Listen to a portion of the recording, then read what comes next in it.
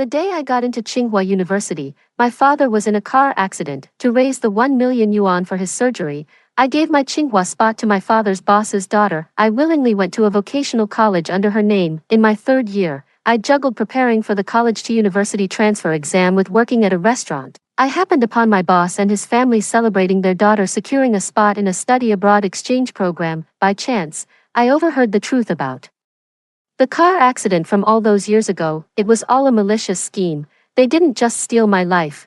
They took my parents' lives too. After the screech of brakes, I woke up, back in my senior year of high school. This time, I won't just protect my own achievements and my parents' lives. I'll make them pay in blood for what they've done. One pain, as if every bone in my body had been crushed, jolted me upright. Before me were the concerned faces of my dad and mom. What's wrong, Xiao Yuan? Did you have a nightmare? I froze. It's been so long since anyone called me by my real name, and besides, they've been gone for ages. I looked around suspiciously. It was my familiar bedroom, but arranged exactly as it was 2 years ago. Even the calendar on the wall was from 2 years back. I've been reborn. I'm back in my final year of high school. A wave of anger, fear, and bitter resentment washed over me. I hugged my bewildered parents and wept uncontrollably. In my past life, the day I received my Tsinghua University acceptance letter, Mom was so happy she cooked a whole feast to celebrate. What we got instead was the devastating news that Dad had been in a car accident. He was the driver, drunk, and had rear-ended a large truck. His injuries were critical. Outside the operating room, faced with a staggering medical bill of over 1 million yuan, Mom and I got down on our knees, begging my father's boss for a loan to save his life. Mrs. Lin, the boss's wife, said in an icy tone, "Your father was driving drunk. Old Bai, who was in the back seat, only narrowly escaped with his life and is still lying in a hospital bed." We were utterly ashamed, wishing the ground would swallow us up. It never even crossed our minds to wonder why our father, who had always been a teetotaler behind the wheel, would suddenly drive under the influence. Aunt Lin's gaze fell on my pocket, where I kept the freshly received admission letter I had intended to show my dad. Now, it had become my last lifeline. With trembling hands, I pulled out the Tsinghua University admission letter, touched it gently, and reluctantly handed it over. Nian Nian has always dreamed of attending Tsinghua. Now, I'm giving this opportunity to her. What do you think? Aunt Lin reluctantly agreed, and so, Bai Nian Nian became me, Lin Yuanyuan, stepping into the hallowed halls of Tsinghua University. Meanwhile, I, willingly and under the name of Bai Nian Nian, enrolled in a vocational college. Sadly, my father remained in a coma for several months after the surgery and, due to the severity of his injuries, passed away. I lost my father after all. Mom was consumed with guilt, believing she had ruined my life. She worked day and night to pay off debts, until it literally worked her to death. Then, I lost my mother too. The 3rd year after the college entrance exams, I enrolled in the college to university program as my mother's dying wish. Yet I still can't see a future. Life is in ruins. But then I ran into the Bai family again. They were celebrating joyfully, as Bai Nian Nian had successfully secured a spot for an overseas exchange program, and me, I'm a waitress at the restaurant. 2 years ago, as a chauffeur's daughter, my social standing was worlds apart from Bai Nian Nian's, the heiress to a publicly traded company's CEO. But with my outstanding academic record, I never felt inferior to anyone. Now, standing outside holding a tray, clutching the hem of my uniform, all my pride has turned to dust, and I feel utterly worthless. Little did I know, fate could be so cruel. Even when you're already down in the mud, it finds a way to kick you harder. I only meant to break his leg. I was worried the medical bills wouldn't be high enough, that the kid wouldn't trade his Tsinghua future for the money. Who would have thought I'd end up killing him? Boss Bai's laughter drifted through the narrow crack of the door I had just opened. Killing him is even better. He already knew about you guys adding those additives to the milk. Who's to say he wouldn't have turned you in someday? Aunt Lin chuckled along. I deliberately applied to the worst community college. Lin Yuanyuan will never be able to turn things around now. She can't affect me anymore. Oh, and Mom, hurry up and change my name. I don't want to be stuck with her stupid name any longer. Bai Nian Nian tapped her plate in discontent. The sound of the 3 of them laughing and talking sent a chill down my spine, leaving me breathless. So it was Boss Bai who killed my father, because he discovered the illegal activities of Boss Bai's company. All this time, I thought I had willingly given up my chance to attend Tsinghua University, but it turns out that was all part of a scheme and manipulation too. The Bai Nian Nian family didn't just steal my life, they're responsible for my parents' deaths. My blood ran cold in an instant, and my hands holding the tray trembled with a chill. How vile. How horrifying. I tried to steady my breathing as I slowly backed away down the corridor. By Nyan, what are you doing here? Came the manager's sharp reprimand from behind me. The private room door soon opened from within. Boss Bai and Aunt Lin stepped out. Upon seeing me, a flicker of surprise crossed their faces before they offered their familiar,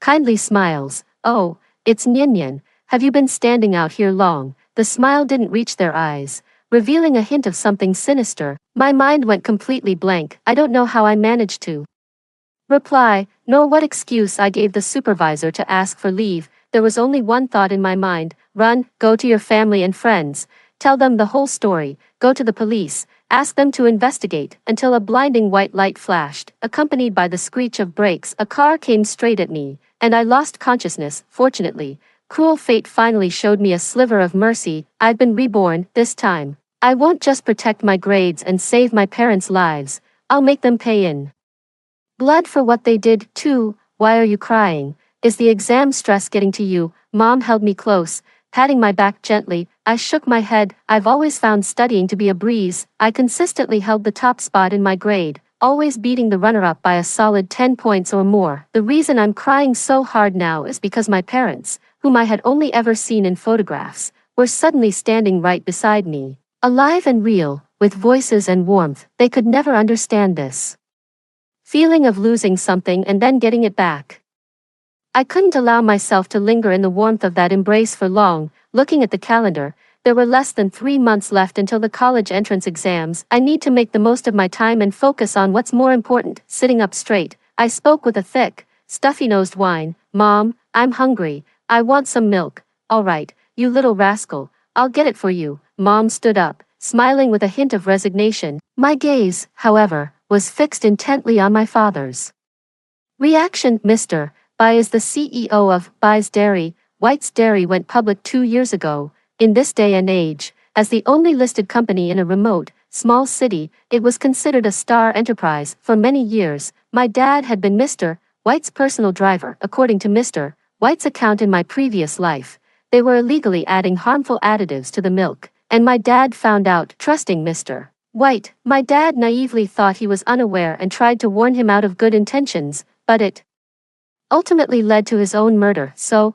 I need to confirm, at this very moment, whether Dad already knows about the additive issue. Dad's expression was hesitant, but seeing how nervous I was, he smiled. Don't put too much pressure on yourself, just do your best for the college entrance exam. No matter what happens, your mom and I are here for you. I felt a lump in my throat. Our family has never been ambitious. We were content with our quiet life, believing in the inherent goodness of people, unaware that behind some human masks lurked bloodthirsty monsters. Mom came back and handed me the same carton of Bai's pure milk we always drank at home. Dad's hand twitched as if to stop her, but in the end, he didn't. It seems Dad still doesn't know about the additives. At least, they don't know the whole story. I felt a little relieved, holding the milk. I nodded at my dad, then shook my head. This time, I'm going to give it everything I've got. 3. I went to school the next day. Even though more than 2 years had passed, I still found my way to the classroom without a hitch. City No. 1 High School,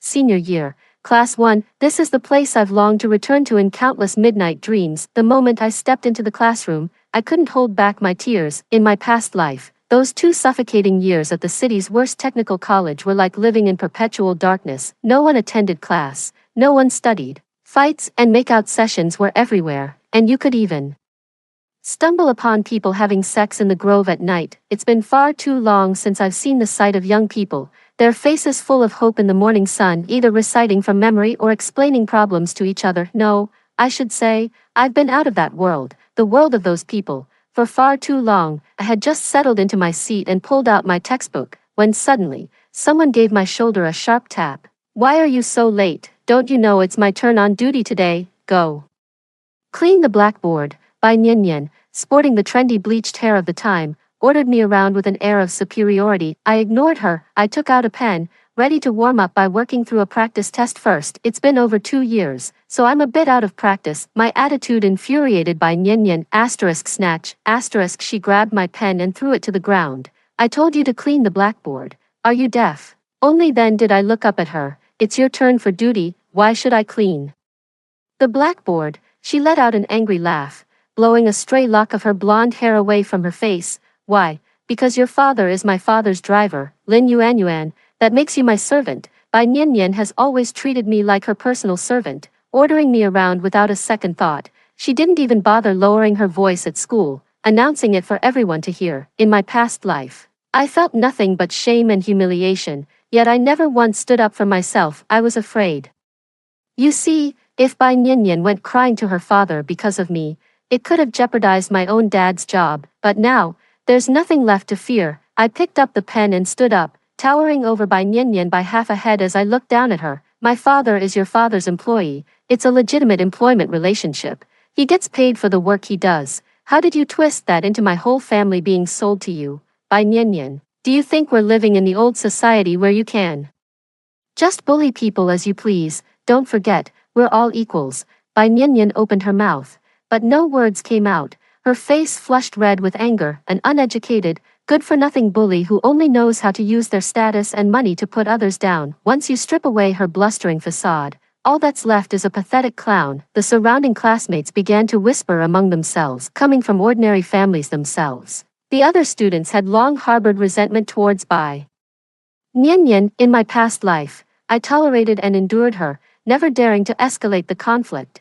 and everyone's discontent was ultimately suppressed. But in this life, I will make her the target of public criticism. For classes at No. 1 high school are assigned based on academic ranking. Class 1, grade 12, is where the top academic performers of the entire year are gathered. Bai Niannian had no business being there in the first place. Based on her high school entrance exam scores, she wouldn't have even made it into City No. 1 high school. But back when I was choosing a high school after acing the entrance exam as the city's top scorer, I was torn between City No. 1 high and a university's affiliated high school. I had already applied to the affiliated high school, which had a stronger faculty and made me better promises, but at the last moment, Aunt Lin talked me out of it. She listed some so-called advantages of No. 1 high school, then mentioned that Bai Niannian was also going there. She said we could commute together, keep each other company, and it would put my parents' minds at ease. At the time, my whole family was deeply grateful. Little did we know,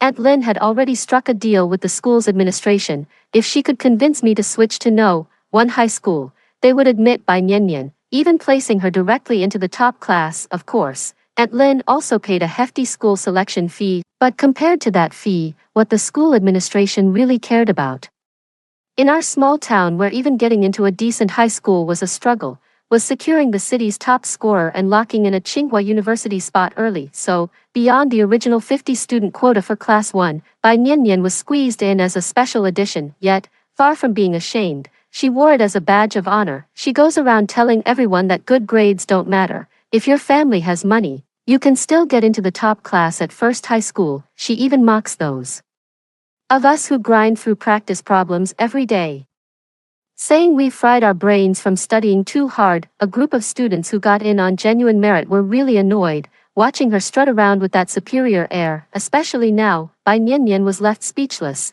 In a fit of rage, she snatched my test paper, tore it to shreds, and threw the pieces in my face. Lin Yuanyuan, do you think I'm giving you too much respect? Look at your background. How dare a lowly thing from such a poor, wretched family talk to me about equality? Many other students, who also came from ordinary families and dreamed of changing their fate through education, were infuriated. They began to slowly gather around. Bai Niannian, what's your problem? Do you think having a rich family makes you better than everyone else? Exactly. It's the 21st century, who still judges people by their family background. Have you even heard of common prosperity and a harmonious society? Bai Niannian was completely taken aback by the accusation and froze. No, you've got it wrong. I was only criticizing Lin Yuanyuan. I wasn't talking about any of you. She was clearly flustered. Seeing me surrounded, I remained perfectly calm and composed. Flushed with anger and humiliation, she raised her hand to strike me. I instinctively tried to dodge,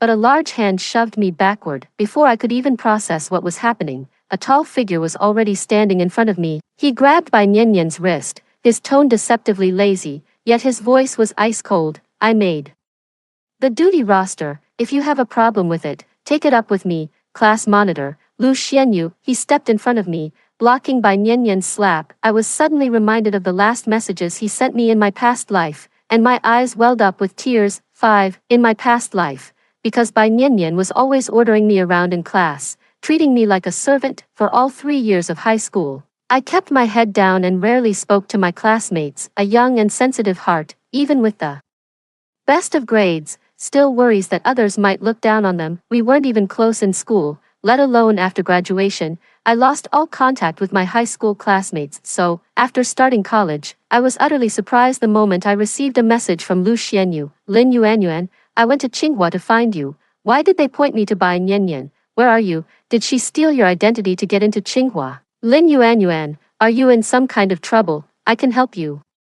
Please, let me help. I was deeply moved, then I blocked Lu Xianyu. We've run into some real trouble, a lot of it, but I can't say a word about it. Aunt Lin's tone was reluctant, but she finally agreed, magnanimously. It's not because of Tsinghua, it's mainly out of respect for your father, who's worked for our family all these years. We can let the drunk driving charge slide, consider old by unlucky. Furthermore, we're willing to cover the 1 million yuan for you, but this 1 million is a loan.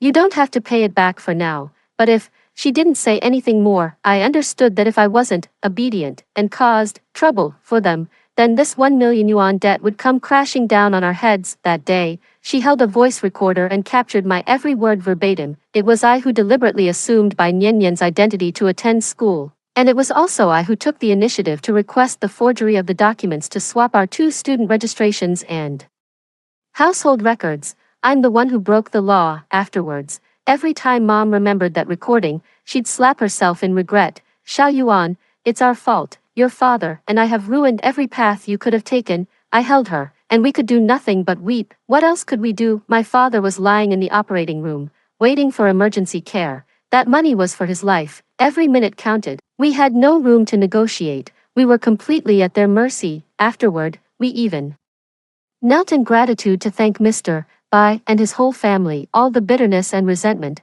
we had to swallow it down deep. I secretly kept Lu Xianyu's messages late at night. Whenever my roommate's phone calls kept me awake, I'd take them out and read them, especially after my mom passed away.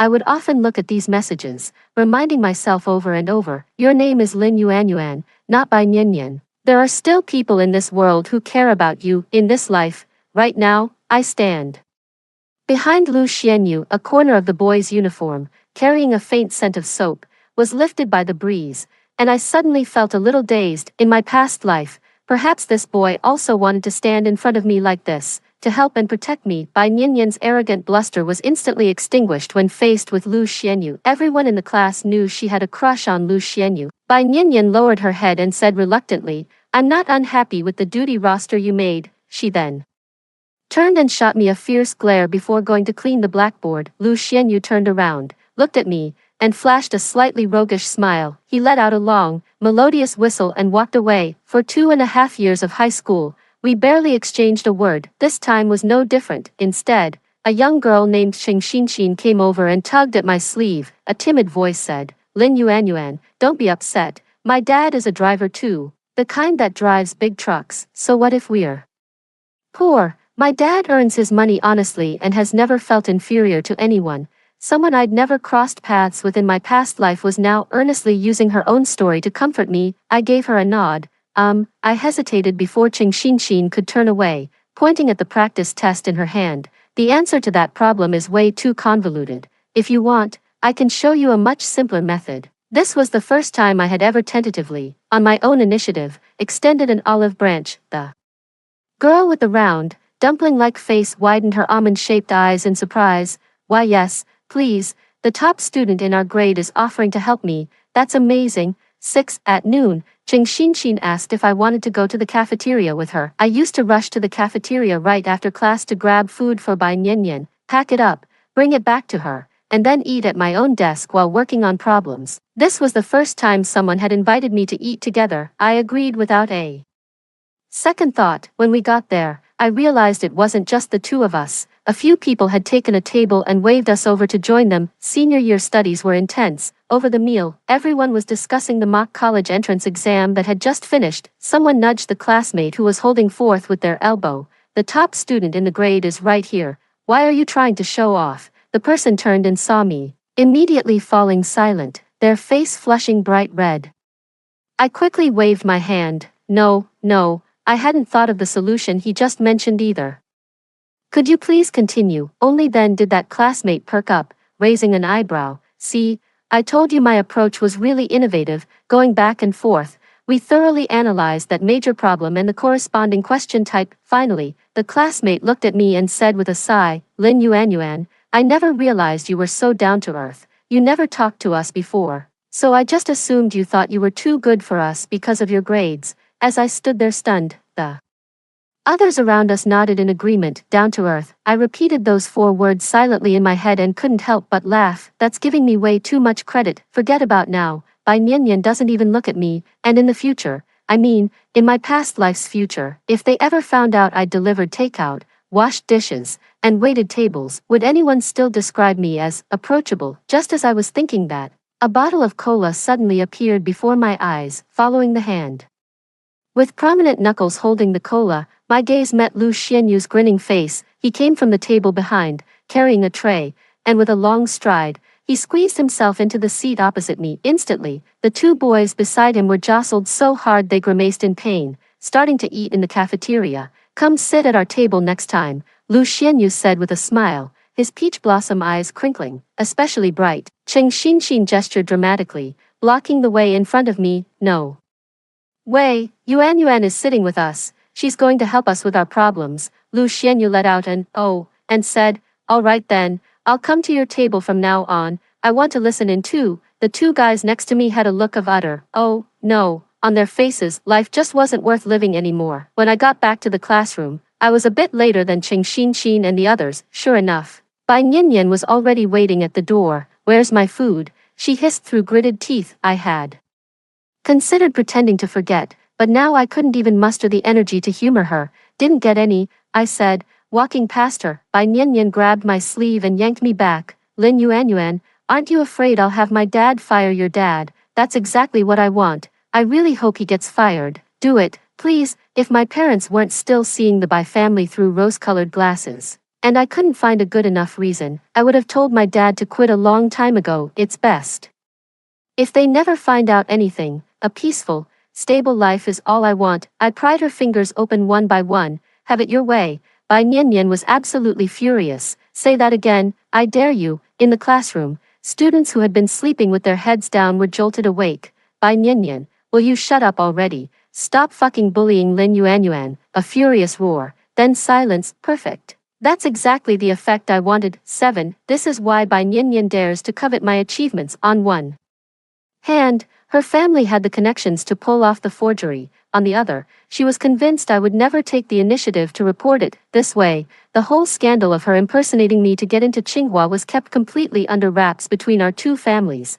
Not even the people in our small town would ever find out. She didn't even have to worry about classmates stumbling upon the truth and launching their own inquiries. In my past life, I was utterly alone and helpless. It was Lu Xianyu's messages that reminded me, in this life, I will make Bai Nianyan understand that even if I can't speak for myself, someone will speak for me. If she truly intends to harm me, she'll have to do so with fear and trepidation, and even if, as a last resort, she actually succeeds, I will make sure her entire family lives in constant dread, unable to sleep a wink at night. Bai Nianyan was startled by the shout, her eyes welling up with tears. I didn't bully her, she's the one who didn't bring me any food. What, are your legs broken? What gives you the right to make Lin Yuanyuan bring you food? She's been doing it for over 2 years. Have you ever once said thank you? God, you're so spoiled. Exactly. Do you think we don't see how you bully her? Just because your family sells milk, you think you're so great. You don't treat people like human beings. A torrent of pent-up,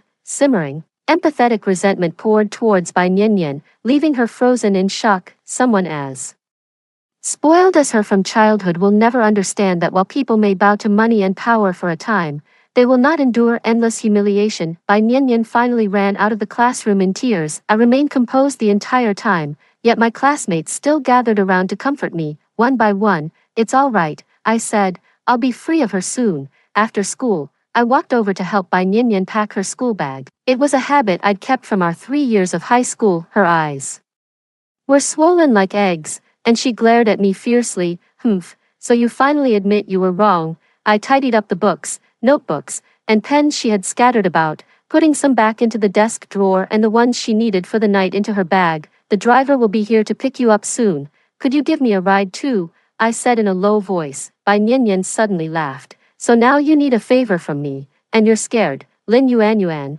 take a good look at what you really are, of course. In the end, I didn't get a ride from the driver. On my walk home, a long leg suddenly shot out diagonally in front of me. I was so lost in thought, I nearly tripped. Sorry about that, Lu Xianyu said, grabbing my arm with an apologetic smile. He then jerked his chin toward the back. Top of the class, need a ride, a bicycle, a boy, and the cool night breeze. I couldn't help but squint my eyes, taking a deep breath. All right. When I got home, I told my mom I had to work on my exam papers.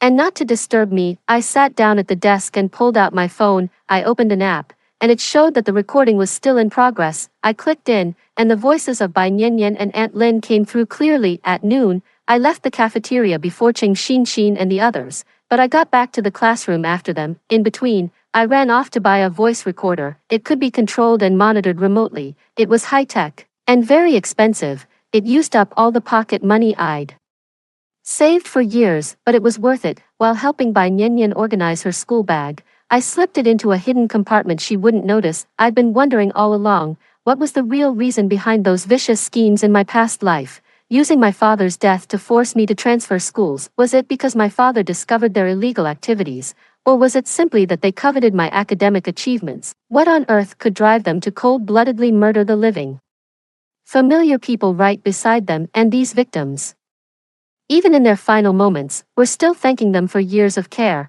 for not pressing charges over the drunk driving incident, calling them good people. Bai Nianyan was provoked by me today and then frightened by the other students. She's definitely going to pour her heart out to Auntie Lin. I need to know more. 8. Uncle Wang said we can't swap exam papers after all. Mom, I already told my classmates I'm getting into Tsinghua. You can't let me lose face like this. Bai Nianyan's voice pleaded. Around the time of the first major mock exam, Bai Nianyan had indeed told her class that she would eventually get into Tsinghua University. I thought she was planning a last-minute cram session. It seemed pretty unrealistic, but I didn't dwell on it. I had no idea such a disgusting scheme was hidden behind it all. Aunt Lin sighed. Uncle Wang said it's too risky, even though things aren't as strict around here. His relative at the Education Bureau doesn't dare to do it either. He doesn't dare do this, he doesn't dare do that. It's just the college entrance exam. Uncle Wang is always bragging about how well-connected he is, but he can't even handle a small thing like this.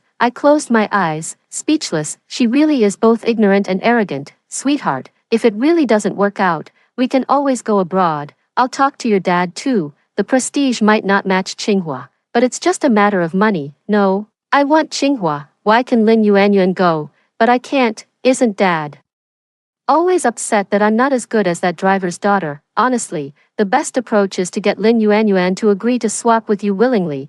Then we can ask your Uncle Wang to help sort out the school transfer paperwork, and we won't have to worry about anyone reporting us. Lin Yuanyuan's no fool. Why on earth would she agree to swap willingly? Are we supposed to pay her 2 million? I don't want to give her a single cent. Aunt Lin chuckled softly. Sweetheart, anything that can be solved with money isn't a real problem. What's the big deal if we give her a few million? What I'm worried about is if she refuses the money. If that happens. Several minutes passed, but nothing more was said. Bai Nianyan was also getting impatient. So what if that happens? If that's the case, just leave it to Mom and Dad. Sweetie, don't you worry. Oh, right. What if my classmates report it? They're such busybodies. It's so annoying. I think one of them even has a relative who's a police officer. Then I'll need to have a good, long talk with your father and Uncle Wang. I couldn't bear to listen any longer and hit the mute button. How could Bai Nianyan and her mother discuss stealing someone else's college entrance exam results so casually, as if they were just talking about how to cook a dish? What they were devouring, bite by bite, was someone else's entire future. After being comforted by Auntie Lin, Bai Nianyan's mood had clearly improved a great deal. I even started to vividly imagine the scenario of her and I swapping schools. She said she would deliberately do poorly on the exams and then apply to the worst possible junior college, ensuring I'd have no future once I got in. She was also worried I might repeat the year, fearing our forged documents would come to light and ruin her own prospects. She discussed with Auntie Lin, determined to cut off all my hopes. In short, she wanted me to live under a name that wasn't mine. rotting in the mud, hearing their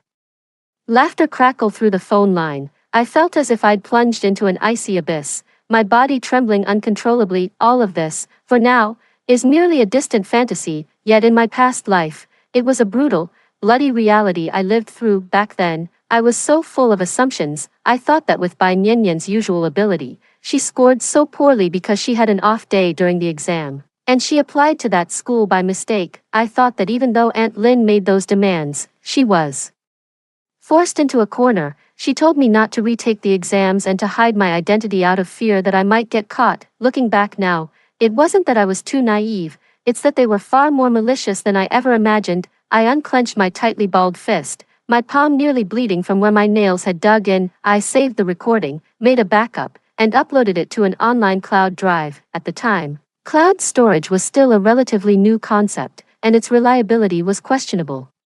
But just in case, I had to prepare for the worst. Knock, knock, the door was rapped. Xiao Yuan, are you finished with your test papers? There's something important I need to discuss with you. Dad's home, looks like he already knows something. Good thing I was prepared and have something important to give him. 9. Dad didn't look so good. As soon as he entered my bedroom, he scanned the room. Xiao Yuan, you don't have any of that Bai's milk here, do you? I shook my head. Good, I found all the fresh milk at home had gone off today, so I had your mother throw it out right away. Don't drink any more of it, okay? My heart sank. So he knew. Last night, I had tested the waters with Dad. Seeing his hesitant expression, I guessed he might have just stumbled upon something. It seems he's found the answer now. For the first time, I wished Dad could be a little less perceptive. I pulled out my exam results and handed them to him. Dad, am I smart? Top of your class again. Of course you're smart, Xiao Yuan. He was always so proud of me. I stared intently into his eyes. Your clever daughter already knows about the additives in the milk. Care to discuss it with me? Dad's face instantly went pale. How did you know? Of course I couldn't say it was because I was reborn. That would sound way too creepy. I brushed it off casually. Just a guess. The ingredients in milk should be as simple as possible. If there's a problem, it's definitely because something was added that shouldn't have been. Dad, you've never been this tense before. Is the situation really serious? He let out a sigh and hesitated for a long time. Finally, he pulled over a stool from the side and sat down. Xiao Yuan, I'm really troubled. I never imagined that the company I watched grow from the ground up could have something like this happen. Dad has worked for nearly 10 years at Bai's Dairy, following Boss Bai. Even though he's just a driver, he takes genuine pride in the company. It started as a small local company and even faced tough times when it couldn't collect enough milk. It only began to gain national recognition in the last couple of years. With the government's support, it seized the opportunity to go public, becoming the only listed company in our small town. You could say my dad grew up right alongside the company, which is exactly why I can't easily talk him into leaving. Dad said he accidentally discovered that the company's flagship pure milk product contains illegal additives, even though the tested protein content is high.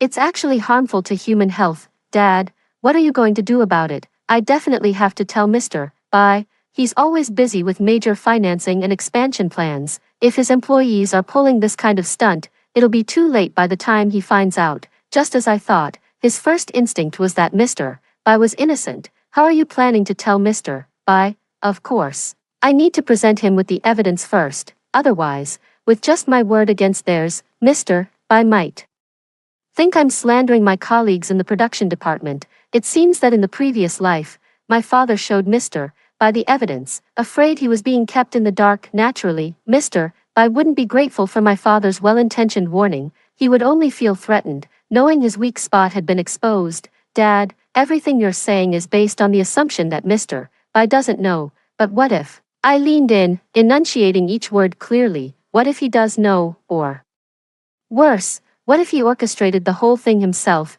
Dad froze, completely stunned, shaking his head instinctively. He mumbled, impossible, old Bai isn't that kind of person. We've worked together for over a decade. He's always been a good man. I let out a sigh. I took out my phone and played a recording. Bai Nianyan, did you drink this carton of milk? Aunt Lin's voice was shrill with tension. No, I didn't. Didn't you tell me not to drink our milk? Bai Nianyan sounded confused. Good. That's good. Just remember, don't drink any of the milk from our house, especially the plain milk. Aunt Lin reminded me once more, while helping Bai Nianyan pack her school bag. I deliberately placed an empty carton of Bai's plain milk on top of all her books. It was very conspicuous. Aunt Lynn's reaction said it all. Dad's eyes widened in disbelief. After a long pause, the corner of his mouth twitched into a bitter smile. Their parents themselves, how could they do such a thing? He lifted his gaze to the boundless moonlight outside the window. Since last year, Bai's Dairy has secured agreements with county and township elementary schools to include their pure milk in the school's nutritional meal programs. They also tell their customers that Bai's milk contains nothing but raw milk. It's so pure, even a newborn could drink it. Xiao Yuan, do you have any idea how many children that is? Tens of thousands. 10, Dad. What are you going to do? I asked the question again. Dad turned his face, his eyes losing their light. Xiao Yuan, what do you want me to do? That's right, Dad might be kind-hearted and honest, but he's no fool. He knew that if Mr. Bai had ordered these illegal activities, it changed everything. This meant that if he wanted to speak out, he'd be going up against Mr. Bai himself or even the entire Bai Dairy Group. In my past life, I was completely detached from the outside world and never paid any attention to these matters, had no idea that the Bai Group had been operating at a loss for several consecutive years after going public. I only vaguely recall coming across some news reports. Initially, there were posts exposing tainted milk, followed by reports of infants dying after consuming it, but very quickly, the news was suppressed. Yet, public opinion could not be silenced. Those young lives, which carried the happiness of entire families, would not be so easily overlooked. The power of public sentiment was beginning to stir. From what I recall, the Food Supervision Bureau eventually issued a notice to investigate White Dairy. Sadly, by that time, far too many people and families had already paid the price. What if I said I hope you won't get involved, that we, as a family, should just stay far away from all this and live our lives in peace? Would that be okay? I asked. Dad let out a deep sigh. Of course, as the head of the family, I should never have let my wife and child live in fear. You're so busy with your college entrance exams, and yet I've made you worry. Even, he glanced at my phone, its screen frozen on the app controlling the voice recorder, even dragged you into these adult matters. I haven't lived up to what a father should be. Even though he had made his decision, Dad looked utterly, indescribably dejected. We knew all too well that staying silent meant standing by and watching tens of thousands of children suffer. The guilt might haunt us for the rest of our lives. I bit my lower lip hard as he put the stool back. Dad visibly stumbled. He seemed to have aged several years in an instant. The revelations of this single night were too much. Trusted friends, a proud career, and the very principles he lived by, all were completely shattered. His hand even trembled slightly as he reached for the door. Dad, we'll make them pay, I whispered to his retreating back. Dad turned around, stunned. What, Boss Bai? We have to make them pay. For deceiving the company and harming our clients, and for the vicious harm they've done to our family. They must pay for that too. The light that had gone out in Dad's eyes was rekindled. All right, I kept the fact of my rebirth to myself and didn't mention Bai Nianyan's plan to swap schools with me. I simply gathered all the information from both my past life and this one and shared it with my dad. In the end, we decided that, while ensuring the safety of our entire family, we would secretly gather evidence of Boss Bai's illegal activities. We would wait for the right moment to report their unlawful behavior. Being a publicly listed company does grant them considerable resources and advantages, allowing them to spin or suppress unfavorable news reports. But the other side of power is restraint. The higher you climb, the more eyes are watching your every move. The fall from grace will be that much harder. 11. After the third mock exam, it was time to find a new rhythm for studying. A balance between intensity and downtime. Lulu, the class's arts committee member, came over to my desk and spoke up, a little awkwardly. It's my birthday this weekend, and I'd like to have everyone over to relax. Lin Yuanyuan, would you like to come? I was a bit taken aback. In my past life, no one ever invited me to a birthday party. The people they usually asked were, instinctively, I glanced in Bai Nianyan's direction. Lately, she hadn't been bullying me anymore, but she would occasionally watch me in silence with a sinister smile. I knew exactly what this meant, but to anyone else watching, the atmosphere between us just seemed awkward. Lulu clearly understood what I was worried about and lowered her voice. Don't worry, if you agree to come, I won't invite Bai Nianyan. Honestly, I didn't really want her there in the first place. I hesitated, not giving an answer. Lulu added, you have to come, otherwise Lu Xianyu won't be able to make it either. I turned to Lu Xianyu in surprise. And sure enough, he was looking at me. a mischievous smirk playing on his lips. What does whether I go or not have to do with him? Lulu scoffed. You don't know, his uncle is a police officer, and he's super strict. He said I absolutely have to bring the top student in our grade, or else he'll break my legs if I go. That's pretty funny. I nodded and agreed. Bai Niannian soon found out that she hadn't been invited, but I had been asked to the birthday party. For her, it was a total humiliation. How could the daughter of a mere driver be more popular than her? You think you're going to a birthday party? In what? Your school uniform, or one of my old, discarded dresses?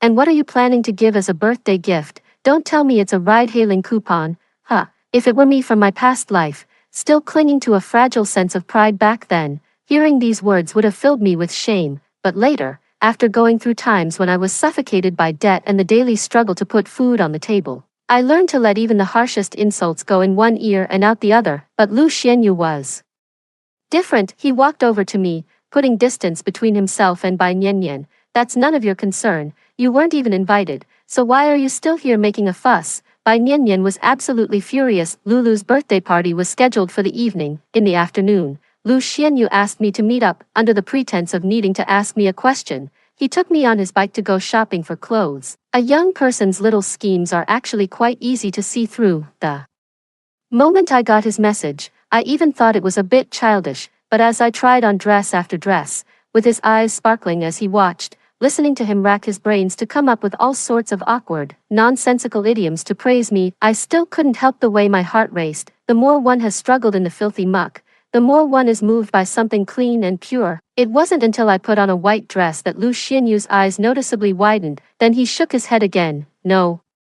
No way, really not. I think this one looks nice. Lu Xianyu looked utterly frustrated. That's exactly why it's a problem. You're already top of the class. If you get good grades and people find out you're this pretty, you'll be even more out of my league. I raised a hand, pretending I was going to hit him. I wrapped my hand around the back of his neck and pulled him down. Don't slander me. I have 20/20 vision in both eyes. How could I not see you? Lu Xianyu's face flushed all the way to the tips of his ears, and his Adam's apple bobbed rapidly. He walked to the front desk to pay the bill, his movements stiff and uncoordinated. To thank Lu Xianyu, I treated him to milk tea from Mishua ice cream and tea, he insisted, saying Snow King's lemonade is the best in the world, and made me buy him 3 cups. We sat by the roadside, under the shade of a tree. Are you worried your uncle will find out you're going to Lulu's birthday party because he'll be there too? Yeah, turning 18 is a big deal. It's her coming-of-age celebration. Lulu's grandfather wants to make it a major event. The old man worked in the legal system before he retired, and my uncle was his protege, so he's definitely going. Is your uncle really that scary? The way you're scared is hilarious. Don't even get me started. He's such a stubborn old fossil, completely set in his ways. If I hadn't told him the top student in our grade was also going, he'd have told my mom to chain me to the house. I took a sip of the lemon water, tart and astringent, and asked quietly, so, does your uncle have any kids? Lu Xianyu stretched out his long legs with casual abandon and let out a yawn. Yeah, my aunt just had a baby boy. She's still on maternity leave. I nodded, a plan forming in my mind, and said nothing more. The afternoon sun was scorching hot. I tilted my face up, wanting the harsh light to pierce deep, to burn away all the shadows within. At the birthday party, I gave Lulu a set of study notes I had compiled myself. With the college entrance exam just around the corner, mindlessly grinding through practice problems isn't very useful. What's more important is to review and consolidate the key concepts. Lulu spent the evening unwrapping a pile of gifts. There were treats, clothes, and all sorts of fun things. Had just wrapped my exercise book in some colorful paper, and it looked rather shabby. But as she flipped through it page by page, she let out a gasp of surprise. Grandpa, I'm feeling really confident about getting into a top 5 school. Everyone else gathered around too, tugging at me and asking, Yuan, my birthday is next month. Could you give me my present early? Oh no, my birthday already passed. Can we move next year's birthday to this year instead? The birthday party ended with everyone huddled together, discussing exam topics of all things. The adults could only look on, not knowing whether to laugh or cry. By the time I got home, it was already quite late. To my surprise, Dad was sitting in the living room waiting for me. His expression turned serious. Xiao Yuan, Boss Bai said he's giving me time off starting tomorrow. Do you think he might have found something out? 12. I'd had a bit of fruit wine, so I was feeling a little fuzzy, but my dad's words snapped me back to reality in an instant. In my past life, after my college entrance exams, Boss Bai gave my dad some time off, claiming it was so he could spend quality time with me. Yet, one morning, he called my dad out of the blue, asking him to drive to a location to pick someone up, and that was the day: the acceptance letter, the car accident, the surgery costs, the school swap. They hit us one after another, and from that moment on, our family's fate was forever altered. Looking back now, that sudden vacation was a ploy to get Dad away from the company, making it easier for Mr. Bai to arrange that drunk driving crash. I splashed cold water on my face, and my mind became perfectly clear. Sitting across from Dad, I pondered the differences between this life and the last. Dad, is there any chance you could be discovered while gathering the information? Father thought for a moment. It shouldn't be possible. We were very clear. We only needed to collect evidence to bring it to the attention of the relevant authorities. That's why I never touched anything at the core. His clasped hands suddenly tightened. Could it be Old Lou? Old Lou is the head of security at the Bai family's gatehouse. He's known my father for many years. Yesterday, a man came to protest at the company gate. His 6-month-old child developed kidney stones from drinking Bai family milk. I had privately contacted him while gathering information. When that man saw me at the gate, he gave a slight nod. Old Lou might have spotted it. I picked up where he left off. Old Lou noticed that small irregularity. Even though he didn't understand the reason behind it, he thought it over and reported it to Mr. Bai anyway, scoring himself a major favor.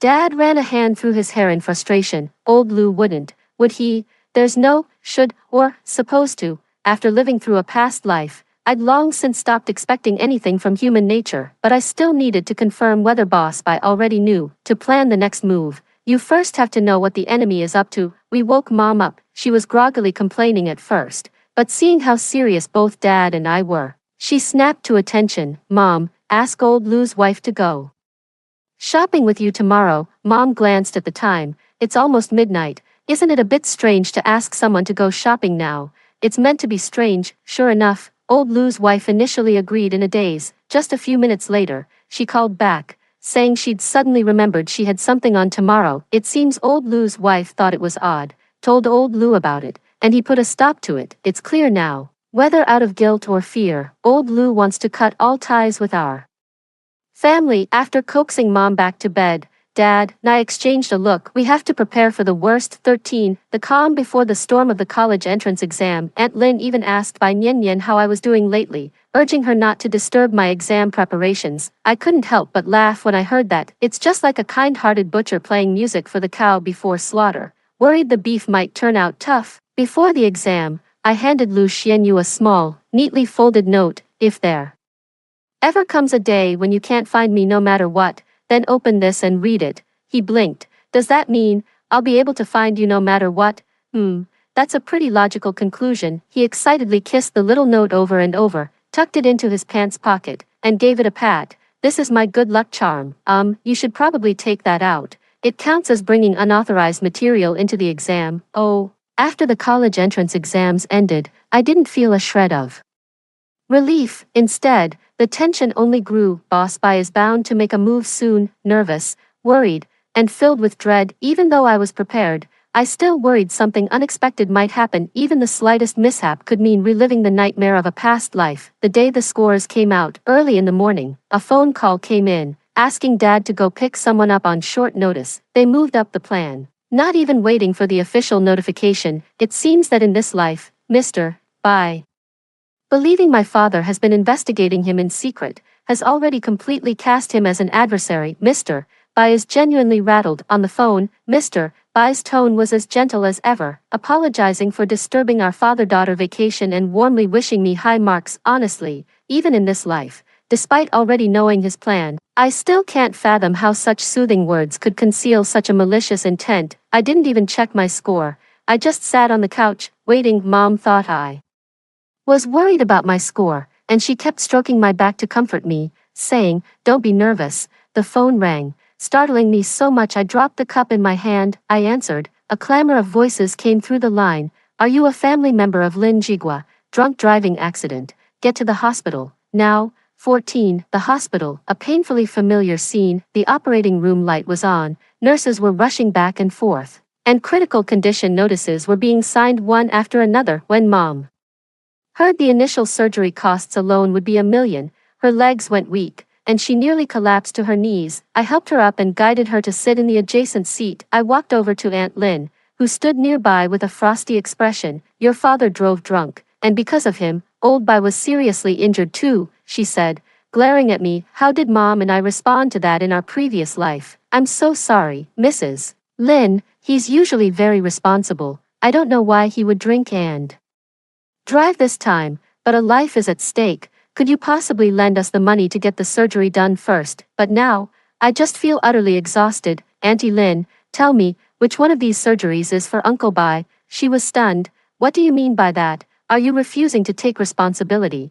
I shook my head, not wanting to dwell on it. The surgery costs are needed so urgently. You know we can't afford it ourselves. So we have to borrow from you. I know what you and Bai Nian are.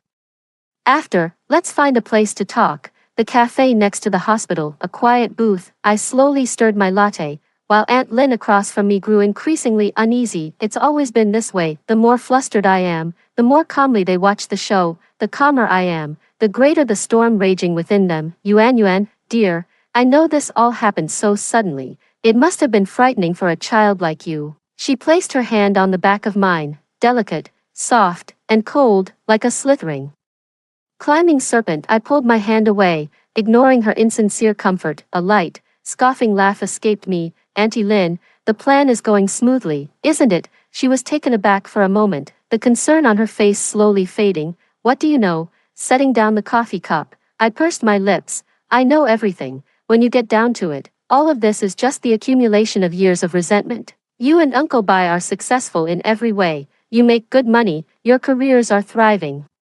But the one thing that really sticks in your craw is Nian's poor grades. So, having a daughter who's not even as good as the chauffeurs, that must be a real embarrassment for you. And so, you came up with a brilliant idea. Why not just steal my exam results and swap out my school placement? The college entrance exam is a serious matter, but money and connections have made you feel invincible. You found people in the Education Bureau who agreed to swap your grades or falsify your documents for you, you arrogantly thought. With enough money, what couldn't you buy? Of course, you were also worried. What if I wouldn't sell? Then force it is. The idea was just a rough sketch at first. You all thought it wasn't worth killing or burning anything over. That was until Uncle Bai realized my father had discovered his illegal dealings within Bai Enterprises. Because the company was bleeding money, he actually added harmful additives to pure milk to cut the cost of the raw milk itself. Not only that, knowing full well the additives were highly toxic to children,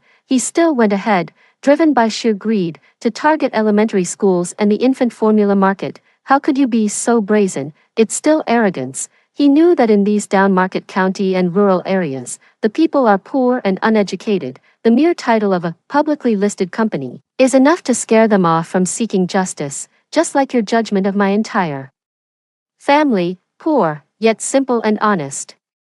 Stage a car accident, leave my dad half dead, and have Uncle Bai pretend to be seriously injured. All the blame can be pinned on my dad. That way, my mom and I, consumed by shame and anxiety, would only beg for forgiveness and plead for a loan. So what do we have to offer in return? The only thing your family would even glance at is a Tsinghua University acceptance letter. What a brilliant plan. To eliminate my father as a potential threat, he even got Bai Nian into Tsinghua University. In the end, my father was responsible for the car accident, and I was responsible for the identity swap to get into the school. Your whole family are still the good people here, and we are eternally grateful to you. Ding. I tapped the side of my cup with a spoon and looked up. Auntie Lynn, am I right? 15. I don't understand what you're talking about. Auntie Lynn picked up her coffee cup. My hands were trembling, and the spilled liquid stained the expensive suit. If you don't understand, then this was all orchestrated by Bai Nian, because she's the one who told me the plan.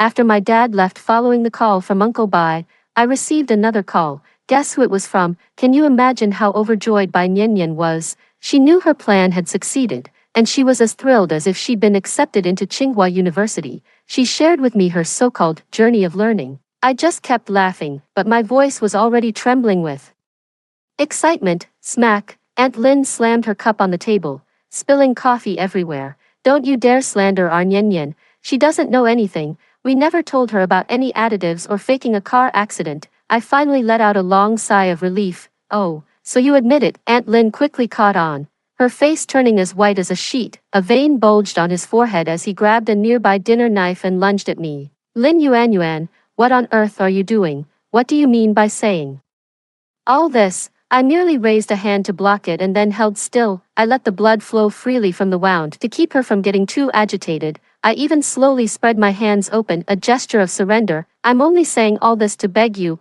My father is still lying in the operating room, waiting for emergency funds. There's nothing else I can do.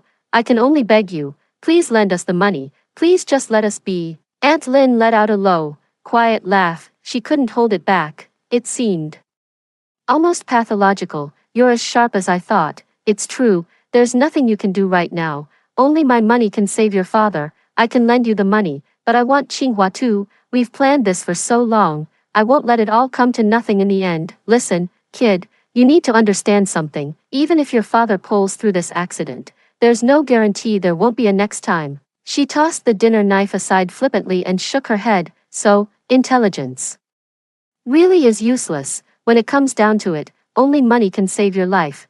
But do you really think I'd believe that whole long-winded speech was just to beg me for help? She stood up and walked over to me. She snatched my backpack right out of my hands, unzip all the compartments, turn the bag upside down, and give it a good, hard shake. The contents of the backpack tumbled out in an instant. She nudged and sifted through the pile with the tip of her shoe, her eyes lighting up when she spotted something, a voice recorder. Ha, so this is your ace in the hole. Kid, don't look so upset. If you need to cry, then cry. Consider this a lesson from your Auntie Lin. A child's cleverness will always be just that, child's play. Auntie Lin tossed the voice recorder into my coffee cup and gave it a stir. She picked it up and flung it out the window. I watched helplessly as a car drove right over it. She smoothed her hair and suit, lifted her chin, and stepped gracefully out of the cubicle. I crouched down and began packing the items into my backpack. One by one, I waited calmly as a sharp shout came from outside. Don't move. 16. He stepped out of the cubicle. Outside, police officers stood armed and ready. Aunt Lin had already been restrained. His once meticulously groomed hair now hung in disheveled strands. On what grounds are you arresting me? What crime have I committed? You have no evidence. I shook the black recording device in my hand. Previously, it had been installed beneath the table. Auntie Lin, has that brilliant mind of yours still not figured it out? The police didn't just appear out of thin air. They've had this place staked out for a while. They heard every word of your confession just now. That voice recorder you threw away. I never even turned it on. She finally stopped struggling and let out a blood-curdling scream, beyond saving, ruined by greed and arrogance. Lu Xianyu rushed over and pulled me into a tight embrace. He held me so tightly it felt like he was trying to press me into his very bones. Ahem, I reminded him. Sorry, did I hurt you? Lu Xianyu hastily put some distance between us again. I jerked my chin toward the side. Two men with unfriendly expressions were staring straight at us. My dad and his uncle. His uncle grumbled. You little brat, if it weren't for your decent exam results, I'd have broken your legs. Dad didn't even have the energy to scold me. He had been outside and heard the entire confrontation between me and Auntie Lin. I was still shaken up. That morning, the moment he arrived at the location specified by Boss Bai, he was taken into protective custody by the police. The police had arranged the gruesome, drink-driving crash scene that Boss Bai required. A group of people,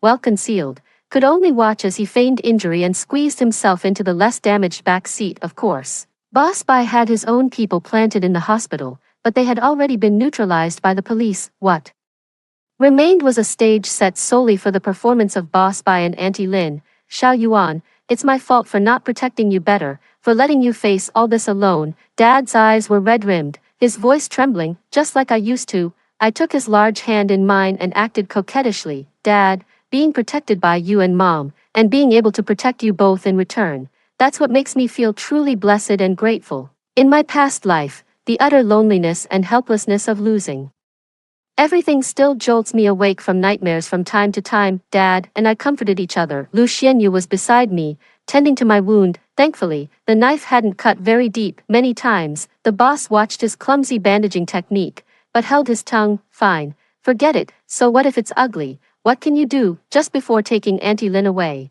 a sudden commotion erupted outside as a crowd of reporters wielding cameras and long lenses swarmed in. Lu Xianyu's uncle looked at me, and I looked back at him. This part wasn't planned by us. We thought the reporters were here because of the Bai family.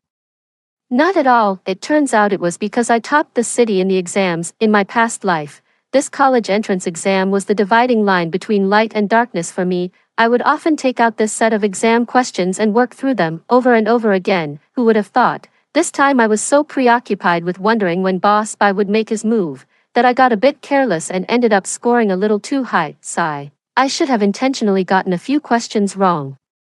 But having the top scorer's halo does come with one advantage. The reporters only intended to interview me about my academic journey, but they ended up stumbling upon a bombshell story. Consequently, the intricate web of influence behind Boss Bai, a network so entrenched that even Lu Xianyu's uncle feared it was unshakable, was laid bare for all to see. As for those recordings I obtained earlier, they were, after all, made privately and couldn't be used as legal evidence, but they were more than enough material for a social media post. The unvarnished truth, without any embellishment, was enough to enrage netizens. It turned out that the products from this trusted, publicly listed company had such severe quality issues. It was revealed that for the sake of profit, they could stoop so low as to target students and children. Public outrage boiled over in an instant. The seemingly unshakable Bai's dairy, which once appeared to have powerful backing, collapsed overnight, leaving behind a scene of utter devastation. 17. Aunt Lin was arrested and is awaiting sentencing. Boss Bai caught wind of the trouble first and fled. In the Bai's Dairy Rights Defense Group,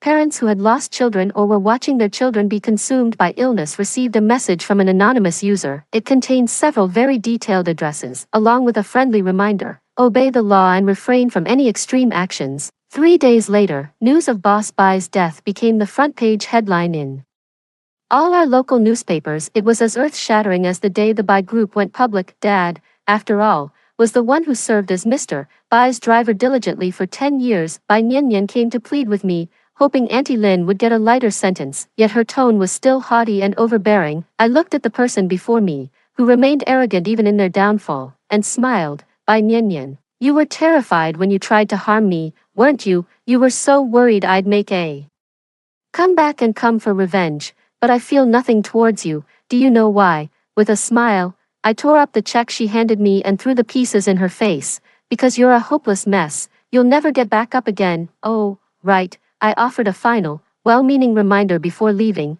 Your assets are frozen, so the check is worthless. You'd better figure out how to get a job.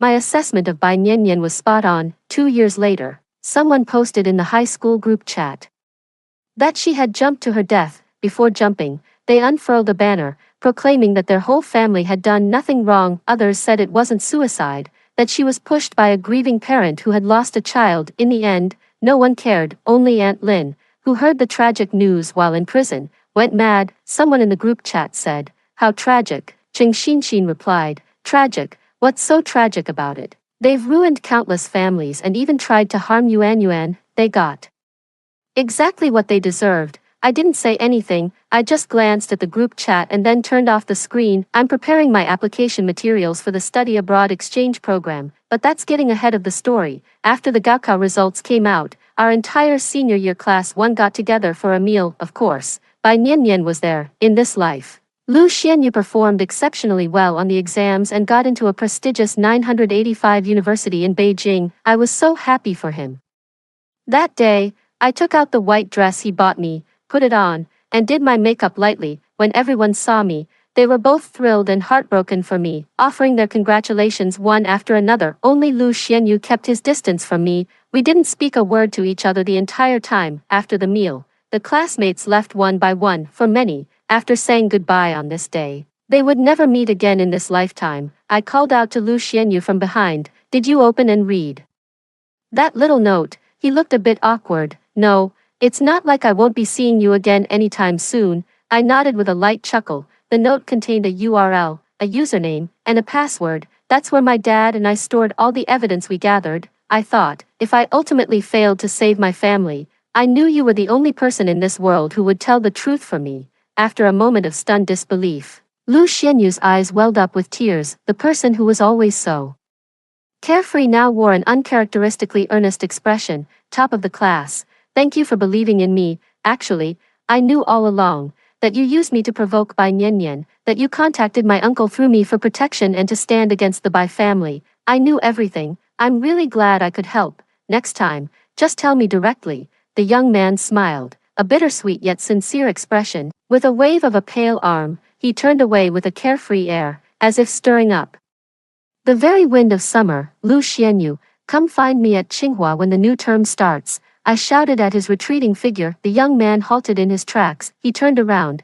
his face flushed crimson all the way to the tips of his ears. Well, Lin Yuan, epilogue. With the nation's development and technological advancement, significant improvements have been made in issues ranging from imposters in the college entrance exams to food safety. The fact that we can change our destiny through hard work is truly a wonderful thing, worthy of our utmost effort. At the same time, if you find your rights being violated, please do not give up. Stand up and fight bravely, for fate favors the passionate and the courageous. Story 2. On the day of Spirit Beast selection, I set my heart on a pig. My master was stomping his feet in frustration. He offered rare treasures to finally persuade the phoenix to descend the mountain, yet I foolishly insisted on forming a bond with that pig instead.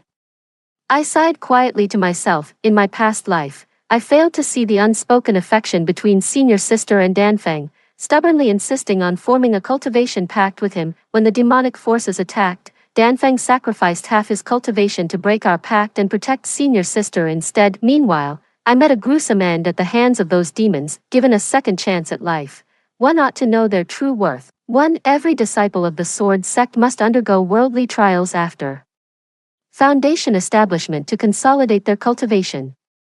As the foremost genius in swordsmanship, my master feared envy and schemes against me, thus specially procured the Crimson Phoenix to descend the mountain and form a pact with me for protection. When the phoenix alighted upon the parasol tree, it captured everyone's gaze. Amidst gasps of astonishment, the junior sister couldn't resist stepping forward to gently stroke the vermilion phoenix's resplendent tail feathers. Her senior brother rushed to stop her. Everyone knew the avian clans treasured their plumage, especially those with even a trace of phoenix lineage. To everyone's surprise, the proud phoenix lowered its noble head, its previously aloof gaze now brimming with warmth. Fear not, I've always admired those with the determination to walk the path of cultivation through their own efforts. Oh, calling me out. Both my parents were immortal cultivators who died fighting the demonic tribes. Our sect master took pity on my orphan state and made an exception to accept me as his disciple. My junior martial sister earned her place in the Flying Sword sect by climbing the 3,000 steps of ascension. She only joined a month before me, being the youngest and originally immortal. All our senior brothers and sisters dote on her. She gets whatever she wants. I never expected she'd set her sights on my spirit beast today. Nix, the master couldn't help but reprimand her. This is your junior sister's spirit beast. Nix bit her lip and murmured in protest, but junior sister hasn't formed a pact with the vermilion phoenix yet. Besides, she dotes on me most. She'd let me pet it. No, she'd probably even gift it to me if I asked. Right, Nix gave me an obedient smile, looking at me with eager anticipation. Calling her little senior sister for so long has made her actually believe she's younger than me. My tolerance has somehow become expected. I stepped forward, and the Danfeng on the tree instantly transformed into human form, shielding Nix while frowning at me. I made a pact with you. Don't take it out on others. The way they're acting, you'd think I was some irredeemable villain. Don't worry, I casually pointed at the little black pig that had been lying nearby. I've got my own spirit beast too. My master jumped to his feet. Absolutely not. My fellow disciples looked ready to shake me awake. Snap out of it, junior sister. The little black pig slowly straightened up, and through his nearly squinted eyes, I could clearly see his confusion. Me, for secure document anti-piracy and book-finding bots, choose Xiaohu. Reliable, stable, and hassle-free. Spirit beasts with pedigree aren't necessarily the best. A lesson I learned all too well in my past life, too. After I rejected Nix in my past life, she got petty and impulsively chose the little black pig lounging nearby to form a contract. I couldn't stop her. She insisted on having Danfeng, or else she'd form a pact with that little black pig. That pig grew fatter by Nix's side, until it actually fought a demon during their invasion. I suppose it met its end in a demon's jaws. Xiaohu bot prevents document forgery. For book-finding bots, choose Xiaohu, reliable heavy checkmark and scam-free. Danfeng carried a trace of phoenix bloodline, with striking beauty and a temperament that mirrored the legendary birds to perfection. It would only perch on phoenix trees, drink from spiritual springs, and exclusively dine on celestial herbs and blossoms. Not even preserved ones from storage pouches would do, only freshly plucked specimens. To accommodate its demands, I repeatedly strayed from the sect's designated routes during my travels, delaying my return to explore long-abandoned realms. There I discovered not just rare herbs, but also cultivation-enhancing jade for spiritual beasts. Yet the vermilion phoenix remained aloof toward me. Only when I offered food would it deign to lower its noble head. During treasure hunts, guardian beasts always appeared, while I fought desperately. No matter how grievous my wounds, it would ignore me completely, perched instead on a nearby phoenix tree, meticulously preening its feathers. I'd assumed this was simply a spirit beast's nature. Perhaps if I treated Danfeng with more kindness, it might grow fond of me. That illusion shattered when I returned to the sect gravely wounded, only to see it nestle into Nyx's embrace. I was going to sever our contract, but the demonic horde arrived too swiftly. As we defended the mountain gate together, he suddenly claimed Nyx was held by demons. He insisted on breaking the barrier to rescue her, even willing to sacrifice half his cultivation and dissolve our pact. When the gate shattered, howling demons flooded in. Before darkness consumed me, my final sight was Danfeng, drenched in blood, embracing Nyx desperately. A flicker of astonishment crossed Danfeng's eyes as he asked with visible irritation, "Are you absolutely certain about this?" I nodded firmly. My mind was made up beyond any doubt. 3. If a spirit beast couldn't aid me, I might as well bond with a useless one. That way, breaking the contract wouldn't leave me devastated.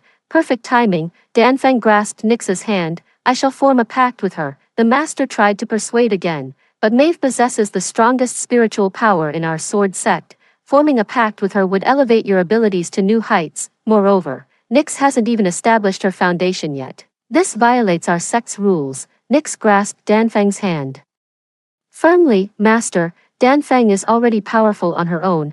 She doesn't need to rely on junior sister to become the mightiest spirit beast. Besides, didn't you praise my exceptional talent yourself?" "Master, I'll establish my foundation in no time." My master tried to dissuade me again, but I stood firm. Seeing it was hopeless, he reluctantly gave up with a sigh, agreeing to officiate our bonding ceremony. I raised my hand to stop my master. Nyx eyed me warily. "You're not having second thoughts, are you?" Junior sister, a fellow disciple who'd been watching, finally spoke up. "Having regrets would be perfectly normal. Stop acting all innocent when you're clearly getting the better end of this deal. The least you could do is show some gratitude instead of making snide remarks." Eldest junior sister, you've truly crossed the line. Nyx seemed unable to bear anyone suggesting she was older than me, rendered speechless by the remark. Danfeng couldn't stand seeing her so wronged and was about to lose his temper on the spot. I cut in promptly. "Since you're about to form a covenant with someone else, shouldn't you return the celestial herb?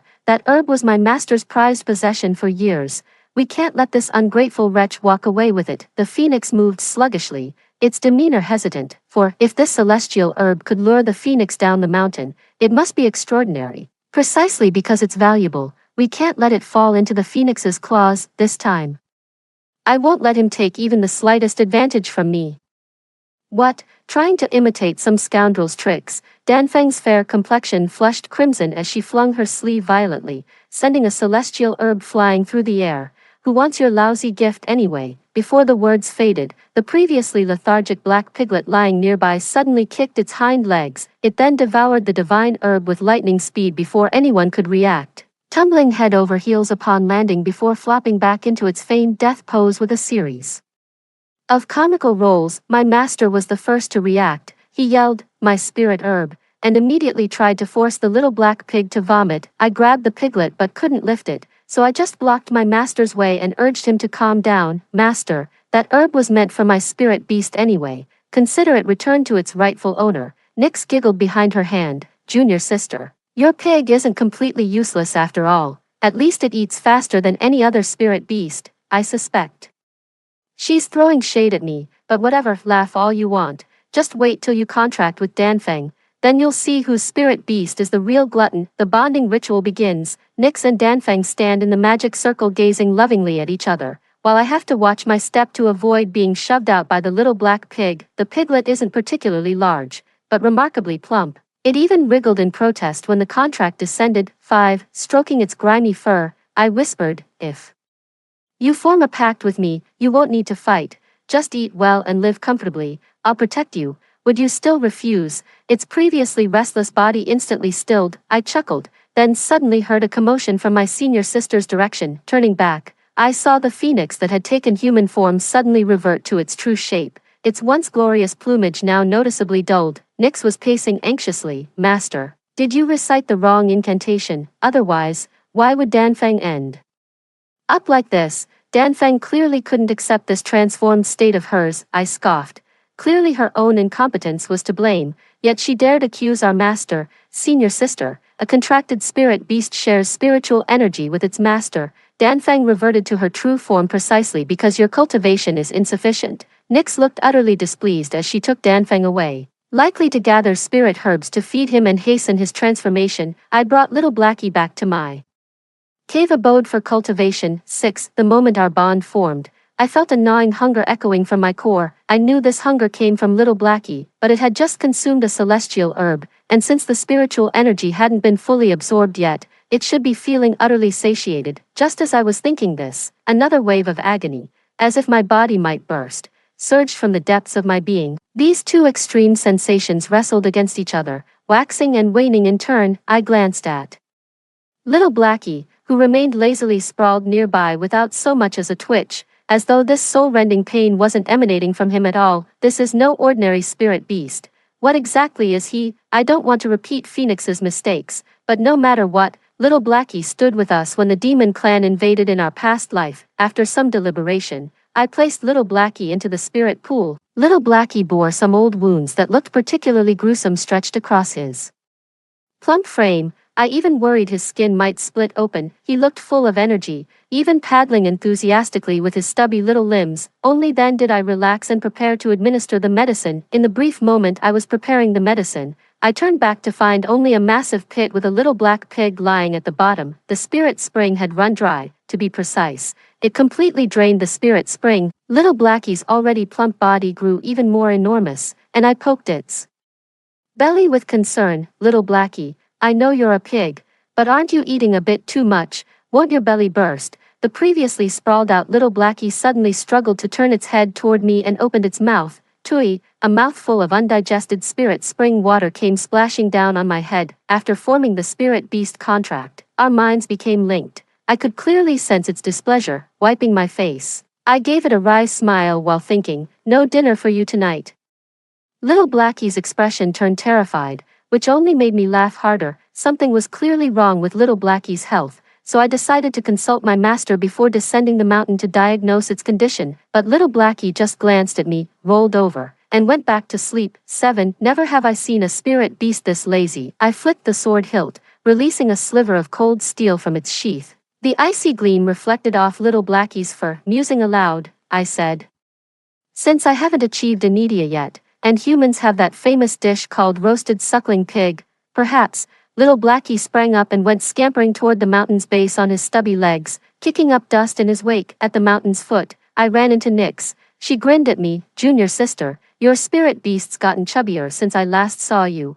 I glanced at the vermilion phoenix perched on her shoulder, so ethereal, a stark contrast to Taishan lounging nearby, though its plumage had lost the luster of our first meeting. The phoenix retained its haughty demeanor as it settled on Nyx's shoulder, eyeing us sideways. In my past life, after forming a pact with the vermilion phoenix, I always carried wutong wood with me, for without the wutong, it would keep circling the skies, never alighting. Even when I extended my arm to signal him to stay, he dodged me like the plague. Now you're not Nyx anymore. True love indeed. I shook my head with a smile. That's because I take good care of my junior sister's spirit beast. Unlike senior sisters, just a few days apart, and its fur has already lost its luster. Nyx shot me an angry glance but swallowed his discontent, his tone probing. I know my spiritual power is weak, and I can't properly care for the Danfeng, since junior sister has so many treasures and no spirit beast of her own to raise. How about lending me some spirit herbs? Meeting Nyx's hopeful gaze, I asked in all seriousness, senior sister, where's your common sense? I pulled a spirit herb from my storage pouch. Is this what you're after, senior sister? Nyx's eyes instantly lit up. Many thanks, junior sister. Rest assured, when Danfeng achieves human form, she'll watch over you too. I handed the celestial herb to little Blackie, and only after it finished eating did I tell Nyx, no need for thanks. After all, I've got my own spirit beast to care for, can't possibly raise another. Nyx screamed in disbelief. It's just a pig, this is my chosen spirit beast. Nyx, since you stole that creature yourself, you'd better raise it properly. Don't expect me to be your fool. Lend her spirit herbs. Dream on. I've made it clear.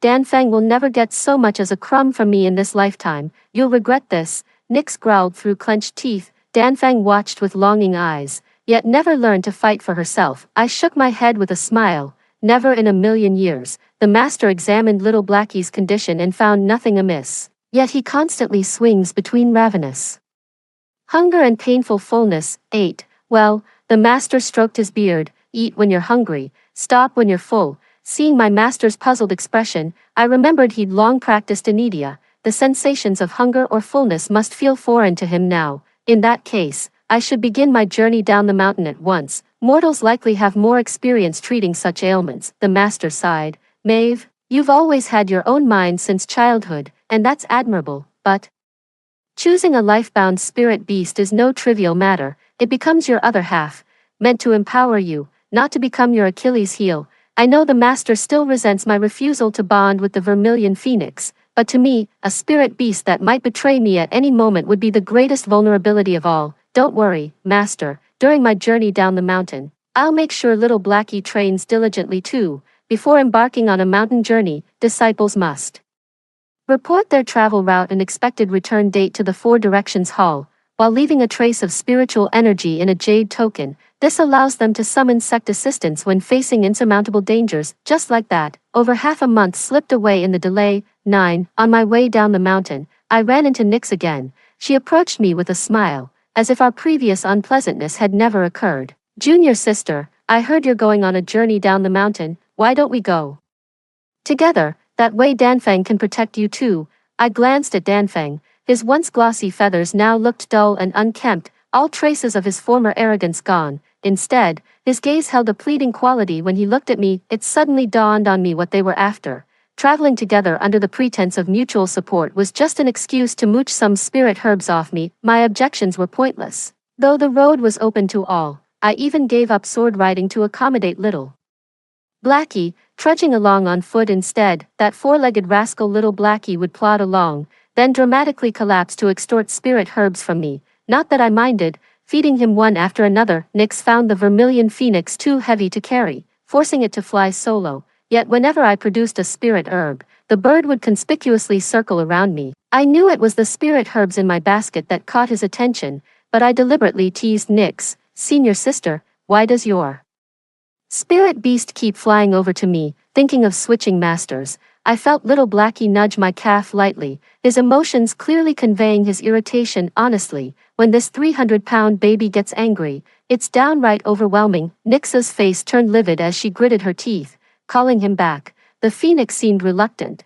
but just as little Blackie had a celestial herb in his beak, it snatched the herb away in the blink of an eye. The phoenix couldn't shake off its elegant nature. While preening the immortal grass leaves, little Blackie finally snapped, roaring as it charged forward, all 300 pounds of it. The phoenix was sent flying instantly. It tumbled through the air before crashing to the ground, its pristine claws, unsoiled since joining the sword sect, now coated in dust, looking more like a bedraggled beast than a noble avian. The phoenix shot me a gaze brimming with grievance and reproach. Wait, I'm not your master now. Why are you looking at me like that, Junior sister? Nyx let out a pained cry and rushed to hold Danfeng, heartbroken. How could you be so cruel? I snapped back to reality. Senior sister, your memory seems a bit faulty. Need me to remind you, your spirit beast formed a contract with you the moment it came up the mountain. It has nothing to do with me.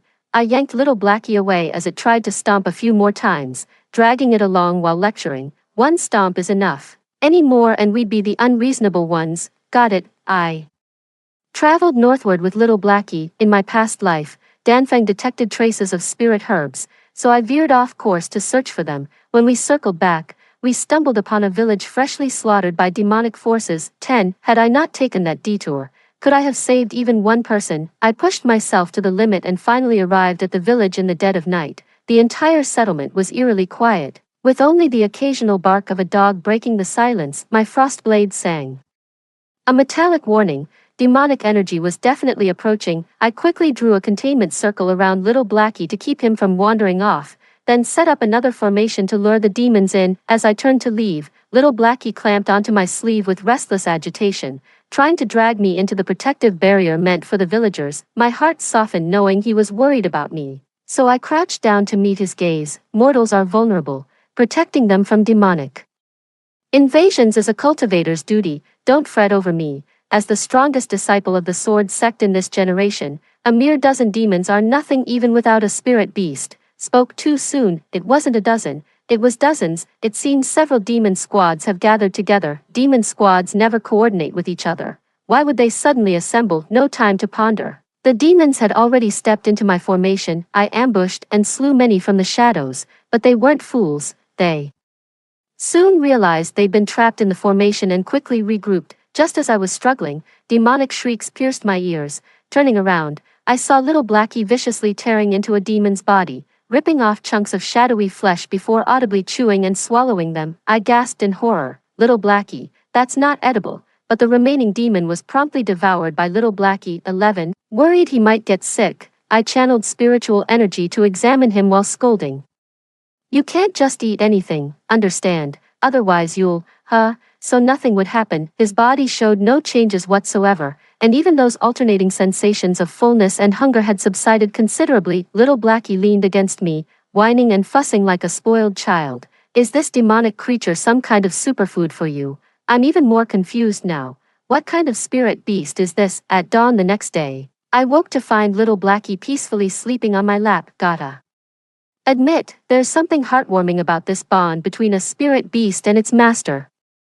Wait, no, I shook little Blackie awake. Little Blackie, how did you get so skinny? Little Blackie gave me the stink eye. He really had lost weight. I could actually see the whites of his eyes now. You must have eaten something bad again, didn't you? That made little Blackie so mad he started thrashing his legs around. For the next 3 years, I journeyed north with little Blackie, retracing my past life's path. Along the way, I honed my skills while saving many souls I'd failed to protect in my previous existence. Only little Blackie wasted away unnaturally. Though I scoured the land for delicacies to restore his plumpness, he refused to eat, as if staging a hunger strike, gradually shrinking before my eyes. By the time we returned to the sect, little Blackie had slimmed down to the size of an ordinary piglet. My master gasped upon seeing me. You've withered. I flexed my battle-hardened arm muscles, about to modestly say, not really, when, 12, master suddenly darted right in front of little Blackie. Maeve, you mustn't mistreat spirit beasts, not even a seemingly useless pig. With that, master took a step back to observe carefully. But this isn't a pig at all. Indeed, little Blackie's originally oversized cheeks and body made people mistake him for a pig, but after slimming down, he no longer resembles one. I've scoured ancient texts but never seen a spirit beast like this. I was about to ask master, only to find even he doesn't recognize it. A sudden voice chimed in. What a pity, why hasn't Junior Sister's spirit beast taken human form yet?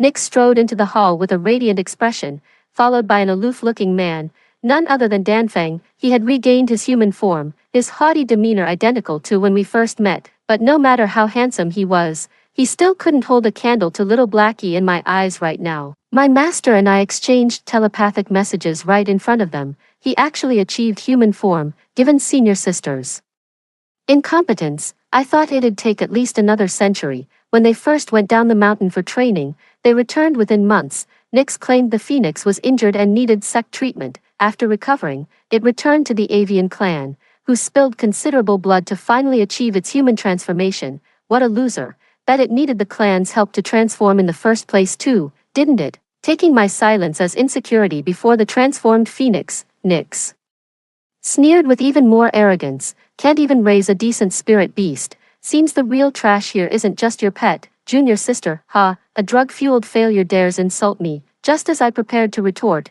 little Blackie shot forward with a whoosh. Perfect. Still packing the same 300-kilo punch, Danfeng teleported before Nyx, her face frosty with rage as she reached to seize little Blackie. Just as I moved to intervene, A black blur flashed, little Blackie vanished, replaced by a black-clad youth who sent Danfang sprawling with one punch, along with Nyx whom she'd been shielding. His eyes brimmed with reckless arrogance, cheeks still soft with baby fat, yet the ferocity with which he gripped Danfang's throat held an oddly endearing quality. 14. Trash will always be trash, no matter what form it takes. Then she turned to Nyx. And you, ugly inside and out, how dare you call our Maeve, junior sister, disgusting. The master poked my frozen form. Your spirit beast can shapeshift too.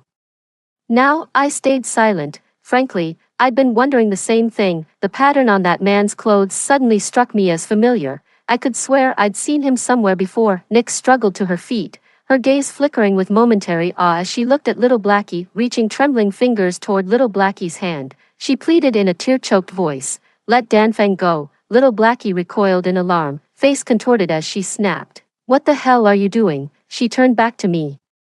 "Maeve, you saw it. She was the one who attacked me first." Nyx's hand froze awkwardly mid-air. "No, I just wanted you to let Danfang go." Her expression was pitifully vulnerable. Danfang sat up clutching his neck, gazing at Nyx with complicated emotions, yet Nyx's full attention remained fixed on little Blackie. Seeing little Blackie about to throw another punch, I cleared my throat pointedly. Little Blackie immediately withdrew and scurried back to me. "I know, just teach them a lesson, any more would make us the bad guys, right?" I wanted to say, wrong, but since those were my own words to him, I just pressed my lips shut in silence. Back at the cave, I watched little Blackie frantically tidy his former pigsty, darting about while carefully avoiding eye contact. Little Blackie, 15, for secure document protection, choose Little Tiger Bot, reliable service with no hidden traps. I called him with a blank expression. He froze, stealing a glance at me, seeing my impassive face. His lips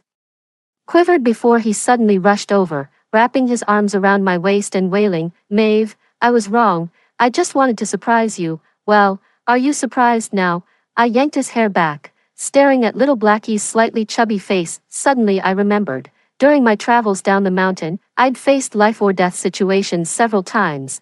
Right before blacking out, I'd feel a warm hand steady me, struggling to lift my eyelids. My blurred vision would only catch a perfectly round face and strange mythical beasts embroidered on their sleeves. I almost laughed. Could it be he refuses to take human form because he thinks his appearance would look too chubby? Oh, I vaguely remember seeing a burly figure dressed just like you right before passing out a few times. That couldn't have been you, could it? Who? That definitely wasn't me. Little Blackie jumped up, looking around guiltily. "Maeve, how could you remember another man?" "Forget about him right now." I grabbed his chin, forcing him to look at me. "Fine, but you'll have to tell me, what exactly are you?" "Me?" He grinned, revealing sharp canines. "I'm Maeve's spirit beast." "Then leave." I turned away decisively. "My spirit beast is a little black pig, not you, Maeve." He urgently embraced me from behind. "I am Tautai." In ancient times, there were 4 ferocious beasts, and the Tautai was among them, originally named Leaf. The Tautia's insatiable gluttony led it to devour even the sun and moon, as punishment. The mother goddess stripped it of its all-consuming form. She left a divine decree. Only when it could satiate its endless hunger would it reclaim what was rightfully its. 16. It fed on the malice of mortals, only to discover that cultivators harbored far greater wickedness than ordinary men, especially your senior sister. The sheer malice radiating from her might just satisfy my hunger. So I secretly followed her up the mountain, and that's when I met you. But you carry a scent completely opposite to hers. Tautai pressed close against me, murmuring. That's when it occurred to me. If malice can't satiate this hunger, could love? Maeve, every moment with you fills me with utter contentment. It's the only thing that briefly quiets the hunger driving me mad. So, Tautai grasped my hand. Don't leave me. You really don't want to see what a starved Tautai is capable of devouring. Leaf stayed temporarily, though the only hitch was Nyx constantly hovering around him. Little Blackie, I've just acquired a century-old spirit herb. Would you like it? Danfang was likely the one who obtained the herb, yet he showed no resentment as Nyx took it to gift to someone else. 17. He simply trailed closely behind his senior sister, his expression downcast. I asked our master if I could just beat them up. With Nyx visiting Leaf every other day like this, I'm genuinely afraid he might snap and devour Nyx one of these days. But my master told me to stay calm, saying I'd at least be combat ready when the sect tournament begins. My frown deepened. In my past life, the demon clan attacked 1 month before the sect tournament. Though our master kept urging us to depart these days, I kept making excuses to stay, fearing the demons might suddenly appear at the Swordhaven sect. I patrolled the mountain defense array again, yet detected no trace of demonic energy. It wasn't until Nyx came looking for little Blackie that she asked me when we'd set out. Suddenly I remembered, back during the demon invasion in my past life, how did Nyx even end up outside the barrier in the first place? An unbelievable suspicion dawned on me. After reporting to my master, I finally set off with several elders to participate in the sect's grand competition. Along the way, Nyx kept brushing against little Blackie with deliberate casualness, while Danfang uncharacteristically stuck by my side. The four of us formed a bizarre procession. Little Blackie and I walking shoulder to shoulder, Nyx shadowing little Blackie's every step, and Danfang clinging close to me. Just like when our sect was invaded in our past lives, demonic cultivators appeared without warning. Though the elders quickly shielded the disciples, Nyx was still captured. The demon looked hauntingly familiar, the very same one who'd seized Nyx outside the barrier in our previous incarnation. What are the odds of being captured by the same demon across different lifetimes and locations? Or was this all prearranged between them from the start? I watched helplessly as Danfang charged forward recklessly, only to have Nyx swat away his grasping hands as he screamed desperately to little Blackie, "Save me!" Danfang stood frozen in place, staring at Nyx in utter disbelief, yet Nyx never spared him a single glance. Little Blackie completely ignored Nyx's pleas, sticking by my side until I shot him a look. Only then did he reluctantly dash over to rescue her. With all the surrounding demons gone, Nyx plummeted from above. Everyone expected little Blackie to catch her, but he didn't even lift a finger, leaving her to crash unceremoniously onto the ground. This time, not even Danfang bothered to help her up. Before leaving, I heard her mutter a curse at Danfang. "Useless wretch, can't even catch me, what good are you?" After arriving at the sect competition grounds, I cultivated until midnight when I suddenly sensed a pair of prying eyes, remained seated undisturbed, and sure enough, the gaze vanished before long. Then came Danfang's furious shriek. 18. I frowned and pushed the door open. There was Danfang pinned under little Blackie's paw, thrashing wildly, his arms stretched upward with terrifying determination, as if he meant to tear flesh from the creature. "Maeve," I was about to toss him out, but this lunatic keeps charging at me. Following Danfang's gaze, I noticed a translucent jade pendant hanging from little Blackie's neck. This jade pendant aids spiritual beasts in cultivation.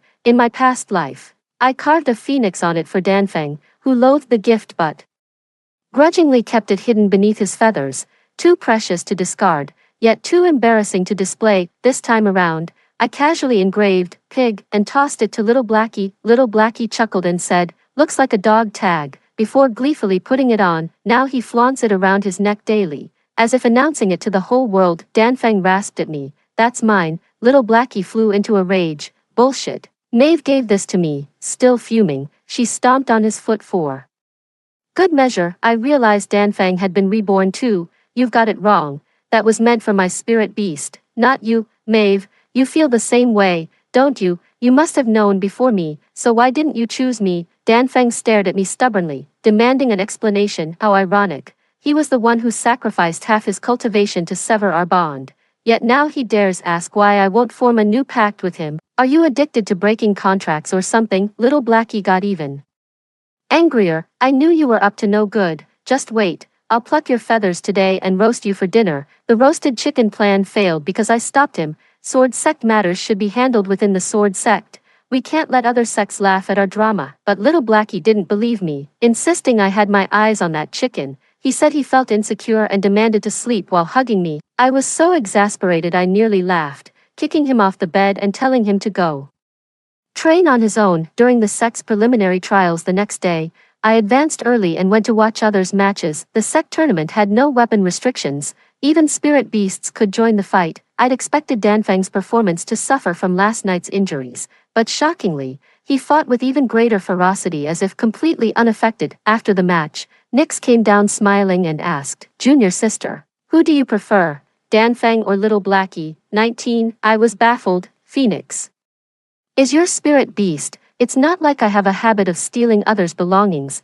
Of course I'd prefer my own companion." Little Blackie's goofy grin made him look even dumber, while Phoenix appeared increasingly dejected. Nyx sighed dramatically. "I was going to swap with you if you liked Phoenix, junior sister, Honestly, I've always preferred little Blackie anyway, no matter. It's inevitable sooner or later. Her confident tone reminded me of our past life. For some reason Nyx always loved competing with me, though she never won. I just humored her since she used to be mortal. The only thing she ever took from me was Danfeng. Bullshit, little Blackie enunciated crisply. I'm nothing like that damn chicken. Then we'll just have to wait and see. The next day when I drew my lot, I realized my opponent was Nyx. She stood on the platform grinning maliciously at me, her phoenix-like eyes dazed yet threaded with faint, almost imperceptible dark streaks. Before I could figure out what was happening, the duel's formation activated.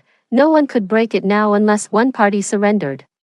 20, little Blackie whispered in my ear. That damn chicken has fallen to demonic corruption. No sooner had he spoken than Nyx began transforming before our eyes. A crimson demonic sigil, the mark of royal bloodline, emerged on her forehead. Something's not right here. Danfeng let out an agonized shriek as his once pure spiritual energy twisted and mutated into foul demonic miasma. Beyond the barrier, the spectators gasped in unison. Only then did I notice the sky had filled with swarms of demons silently closing in from all directions. The sect tournament is truly a blessing. All the righteous factions rising stars gathered in one place, making it convenient for me to wipe them out in one fell swoop. Junior sister, will you surrender now? While everyone outside the barrier fights desperately, she expects me to yield to a demon gripping Frostblade. I replied, never. Good. I was just thinking how I'd have to invent an excuse to beat you senseless if you surrendered. 21, she lunged mid-sentence. Little Blackie clashed with Danfeng,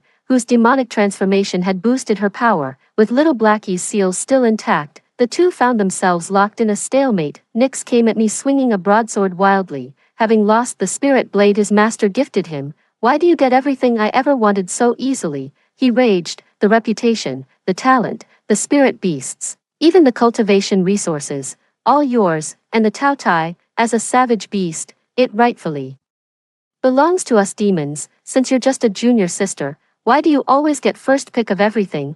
Nyx's face twisted with fury. You're wrong. Spirit beasts have their own will. Whether to cultivate immortality or demonic arts should be their own choice. Senior sister, how dare a demonic cultivator like you question me? The cultivation resources I use were left by my parents. My reputation spreads far and wide because of my natural talent and relentless training. Why would they spread your name, a mere demon, instead of mine? Now you remember you're my senior sister. Where was this protect your junior sister nonsense when you were stealing from me? I sent her flying with a sword strike, while little Blackie roared and pinned Danfeng beneath his paw. But Nyx refused to concede, and the barrier remained unbroken. So what if you're powerful? You can only watch helplessly as your precious prodigies perish here. Nyx laughed maniacally. The other demon clans are attacking your sects. Don't expect any reinforcements. The demon race shall ultimately reign over this realm. I surrender. Danfeng's weak voice came through, bringing a glimmer of clarity to his dazed expression. How dare you? You're my spirit beast. How could you betray me? The barrier opened, and little Blackie and I charged out. 22, the sky blotted out by endless darkness, an ocean of foes that seemed impossible to vanquish. Our righteous allies were already buckling under the strain. Little Blackie and I shared a mental link. The moment he reverted to his true form, I knew exactly what he intended. No, you'll explode from overreading. Impossible. Your spirit beast is Tao Tai, the devourer. With a proud tilt of his head, he charged toward the darkest reaches of the sky. I witnessed Tao Tai's feast for the first time. Countless demons were forcibly herded toward little Blackie, queuing to vanish into its maw as its grotesque body swelled impossibly larger. That indescribable agony surging through my soul once more, helpless to aid it. I could only slaughter demons like a madman, hoping to somehow alleviate its torment. The Frostblade writhed with dark energy as despair seeped into every heart. Look, someone gasped. The pain in little Blackie's heart vanished as its form began to transform. Someone recognized it. She only joined a month before me, being the youngest and formerly mortal. All the senior disciples doted on her, granting her every whim. Arrived. 24, the fully awakened Tao Tai's combat prowess was incomparable. It devoured every demon in the realm within a single breath, restoring clarity between heaven and earth. On the arena, Nyx and Danfeng lay barely breathing, their condition far worse than before the battle. One glance was all it took to know Danfeng had severed his bond again. Only this time, it was Nyx who became the severed partner. The elders took Nyx back to the sword sect. Though a demon, he was once their disciple. This matter now rests with the Grandmaster. Danfang intercepted me, his face pale from the bond severing. The Tao Tai is a savage beast, he warned weakly. Stay with him, and you'll only get hurt. You're right, I'll devour you right now. Little Blackie sneered as he advanced toward Danfang. I stopped him. But at least he won't betray me. Danfang turned even paler. If only I'd come sooner. Choose Little Tiger Bot for secure document protection and book searching, reliable, stable, and hassle-free. The outcome would still be the same. Danfang walked away dejectedly, while Little Blackie pouted and moved closer. Seems like there's history between you two. I pushed his head away. Nope. He hung his head with an unreadable expression. It's true, I reassured him. Ours is the real story. As for him, that's ancient history now. And, story 2, my younger sister likes to establish the kind-hearted saint persona. When the apocalypse struck, I desperately fought for supplies and brought them home. My younger sister turned around and sent the supplies to the home of our stepmother who had driven us out. She said, "We're all family. As long as you can survive, my elder sister will surely understand me." After scheming and doing everything I could to get 2 tickets to the safe zone, my younger sister directly gave them to the person who had bullied me before. She said, "Return good for evil." I believe my elder sister will understand me. I was so angry that I wanted to take the tickets back. She knocked me unconscious when I wasn't prepared and, with red eyes, handed me over to our neighbors who were suffering from famine. Human flesh is also meat. My elder sister can save so many people, so she will surely understand me. Just like that, I was brutally hacked to death with a knife, and then not even my bones were left. After I died, I watched as my younger sister, with her kind-hearted saint persona, won the attention of a powerful figure in the apocalypse. In the end, she got the opportunity to enter the Ark and lived until the end of the apocalypse. When I opened my eyes again, I had returned to the time when the apocalypse struck. I immediately slapped my younger sister 10 times. "I'm sick, and beating you can cure it, since you're so kind-hearted. Even if I beat you to death, you will surely understand me. 1. I'm begging you, I don't want to die. Give me a ticket to the safe zone." The continuous pleading voices in my ears brought my consciousness back. I instinctively looked around, and the person kneeling in front of me was the one who had bullied me back then. Josephine. Before I could even open my mouth to refuse, my younger sister tried to take the 2 tickets from my hand. She brazenly said, "Return good for evil." I believe my elder sister will understand me. Just like in my previous life, Jade wanted to give the admission ticket to her. "What are you doing?" I quickly stuffed the hard-won 2 admission tickets into my bosom. I immediately slapped Jade twice. "I'm sick, and beating you can cure it, since you're so kind-hearted. Even if I beat you to death, you will surely understand me."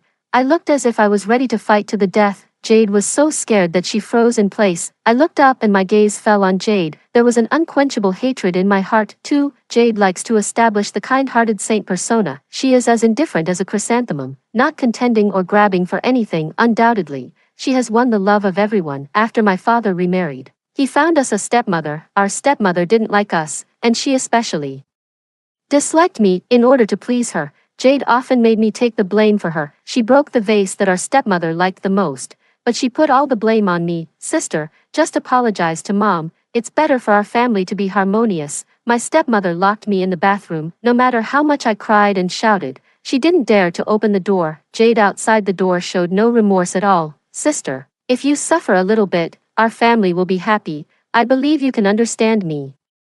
After saying that, she left despite my pleading. Later on, our stepmother heartlessly drove us out of the house. My father remained silent and tacitly allowed all this to happen. Jade begged me to take her with me. I softened my heart and agreed. After the apocalypse arrived, I took Jade and we fled from place to place. There was no law and no morality here. If you wanted to survive, you had to fight and grab with your life on the line. Fights over supplies happened every day, and I was given the nickname, the desperate third sister. I was willing to risk my life to get a little bit of supplies. In my previous life, relying on this reckless courage, I managed to save up enough food for Jade and me for 2 months, but she turned around and gave the supplies to our stepmother. I questioned her frantically. "Have you forgotten who drove us out? If you give the things to them, what are we going to do?" Jade, however, didn't care and said, "We're all family, as long as Mom and Dad can survive.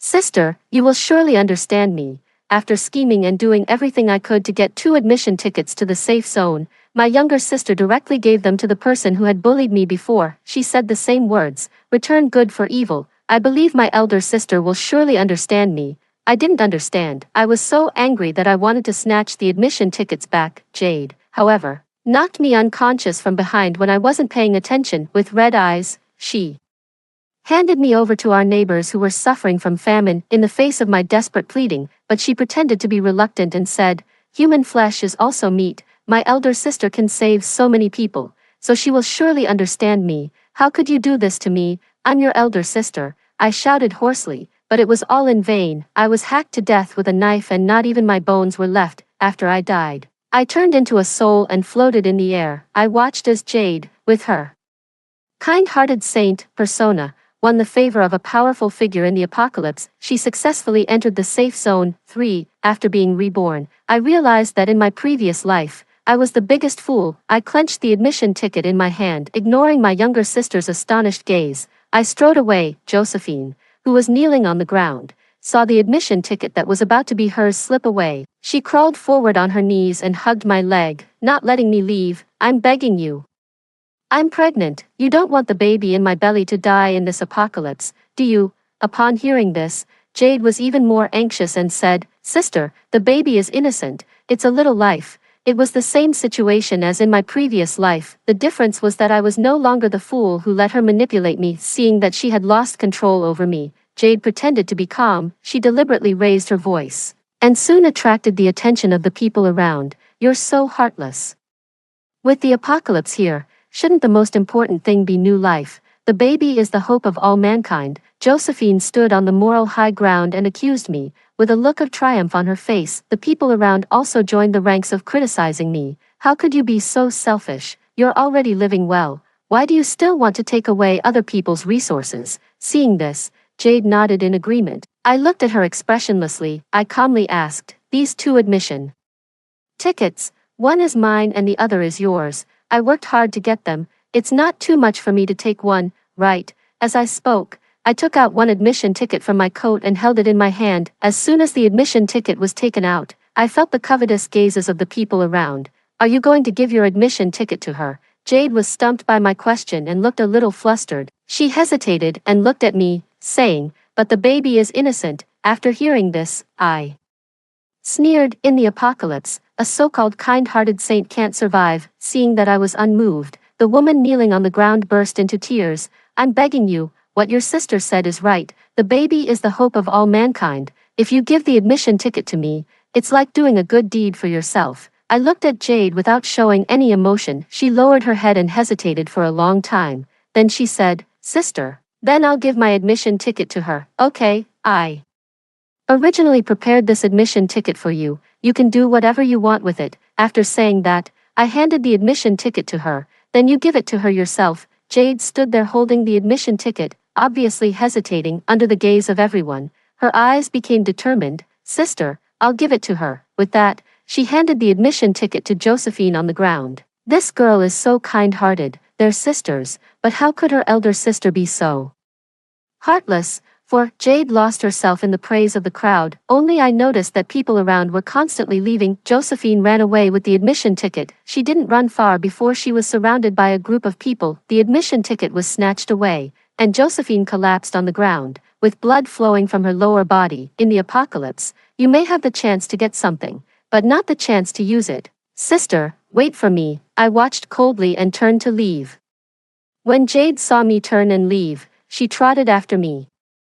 Why are you leaving just like that? Didn't you see how excessive those people were? How could you not go up and help her? If it weren't for you giving her the admission ticket, how could she have? My steps were getting faster and faster. When I heard her last words, I suddenly stopped. Jade bumped into my back hard. Why didn't you tell me you were stopping? I looked at her and said, you gave her the admission ticket. What does it have to do with me? If you hadn't given it to me, could I have given it to her? I gave her a cold sneer and walked up to the team that had come to pick us up. Who among you wants to go to the safe zone? The person in charge at the front glanced at us and said indifferently, as soon as I was about to take out the admission ticket and leave with them, Jade, who came running, grabbed my arm. When I turned around, I saw her looking at me with her big eyes. Her eyes were filled with innocence and panic. She looked pitiful and helpless, but her eyes never Left the car behind me, I took out the admission ticket expressionlessly and handed it to the man just now. I'm going. As soon as I said this,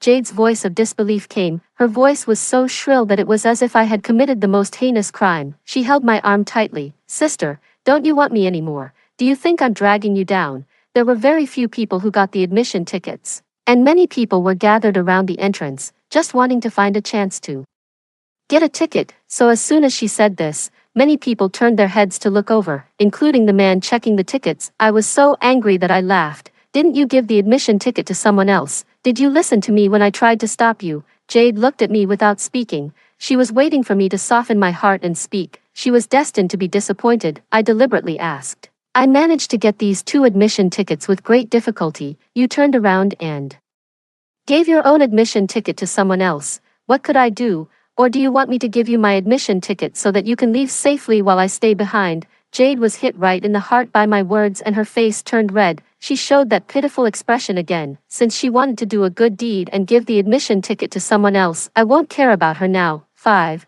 Let's go. I turned around and followed the man to leave. The man took one more look at me and walked to the other side to get into the car. Seeing that I really didn't intend to care about her, Jade panicked completely. She pulled at me and refused to let go. Sister, I'm begging you, I'm scared. Before Jade could finish crying, she was interrupted by a voice. Wait a minute, I haven't gotten on the car yet. A little boy covered in dirt pushed past Jade and handed the crumpled admission ticket to the man. There was a group of people chasing after him. Don't run, catch that kid.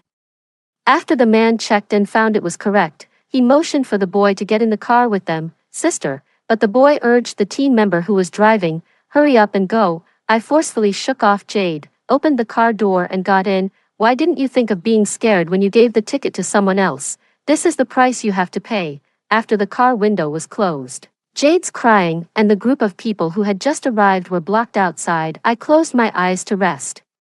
And a voice came. Hello.